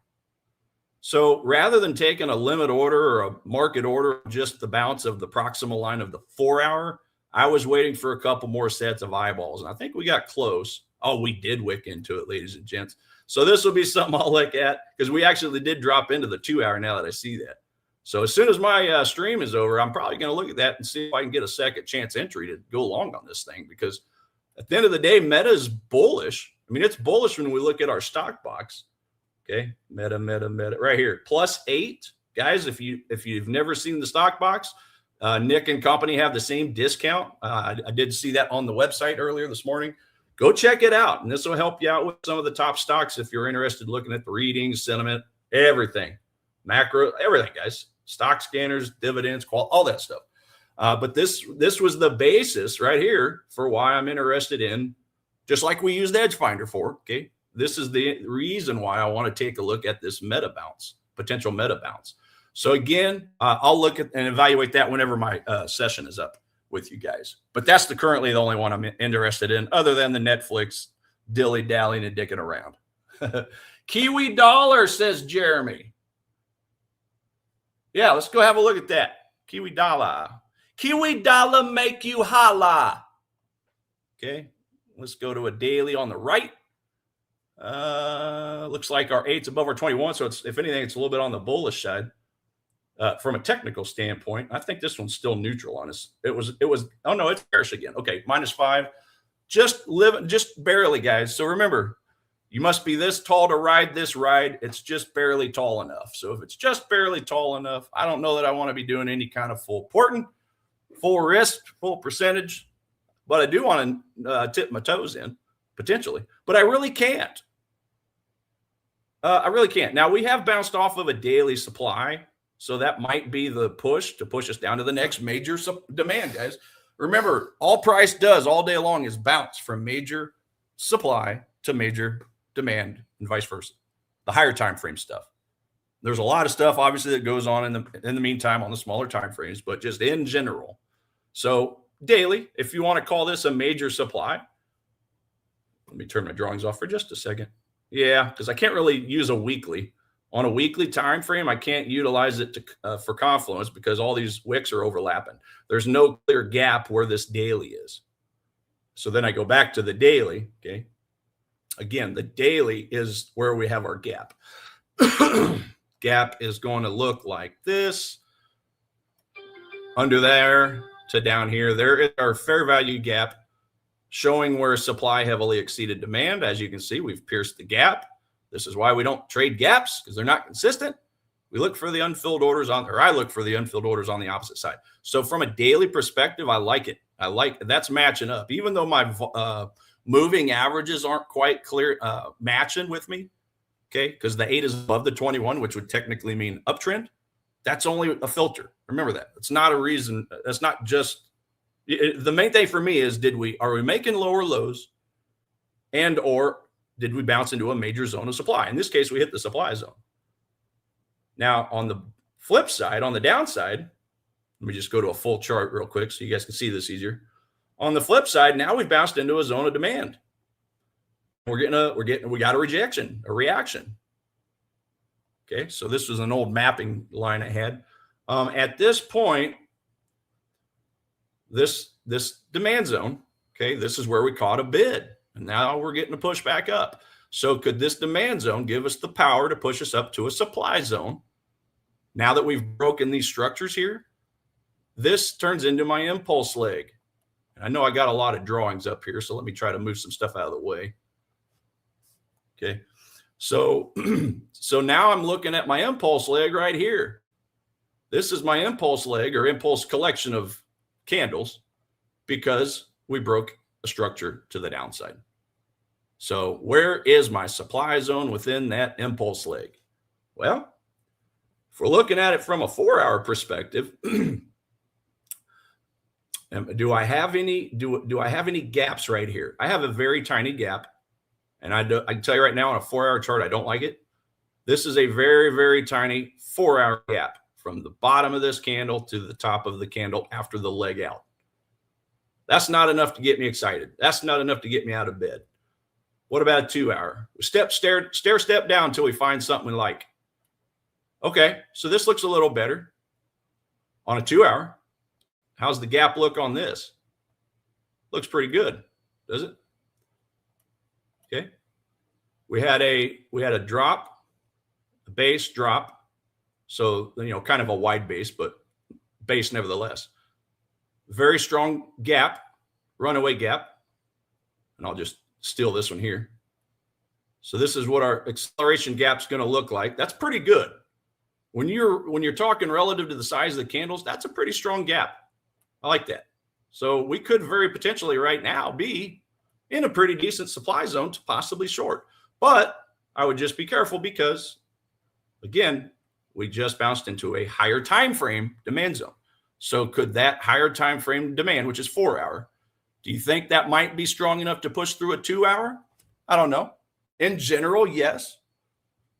Because if I'm looking for an overhead supply, well, I'd probably just resort back to the daily that we got the initial bounce from. And the one thing I would caution on this, if you're trying to short this, just remember we have, and I drew this up yesterday, we got this, 2-week long period of fair market value if you're looking at this price action on a higher time frame. All those wicks, all those candles basically being squeezed in about a 60 pip range on Kiwi dollar, which I think ranges around 60 to 70 pips a day as it is. So it's just been going sideways. So to me, that's a little bit of a fair market value zone. I don't usually like to buy and sell out of supply and demand zones that are created inside of a fair market value area. So that's right in the heart of where it's at, that supply zone. So the next higher probability, I feel like it's going to be higher up. So maybe something way up here, if it even gets there. Okay, it is a -5. So it's not like it's a very, very strongly bearish pair or very bearish pair. So perhaps it could give us a little more room to run up the zone up here in this top area. Okay, there you go. You got a gap right there I drew up sometime in the past. Talking about this candle where price dropped, multiple red candles, broke a structure. It could have been on better volume spread analysis. That's a little less attractive, I got to admit. But as far as just isolating zones, that one, you could maybe even look up here. Again, we're down to a 1-hour chart. So this is a little bit of a 1-hour zone. I would have preferred to have seen a second candle in there, to be honest with you. That is another potential zone. This is at the origin of the overall strong move down. So that's attractive. Okay, we're in the premium zone. We're in the expensive zone. So I'm not selling at a cheap spot. Be selling at a premium. This whole price action is one big impulse leg to the downside. Okay, drawing up my impulse leg. Oh, actually, well, that's the one I just drew up. So there you go. Yeah, that's the same one I drew up. So yeah, I would say that this is a minor risk. If I were to short this, I would only limp in. I would only want to limp in at this 2-hour zone. Okay, we'll just get rid of our gap since we know that's a thing. So this would be a partial risk short for me personally. This up here would be a little more of a regular risk. Okay, so that's just kind of a couple thoughts. Again, guys, do what you want. But I'll definitely be paying attention to this after I hang up with you guys for sure. All right, what else we got? Yeah, Euro pound is melting, Cycling Club. Absolutely.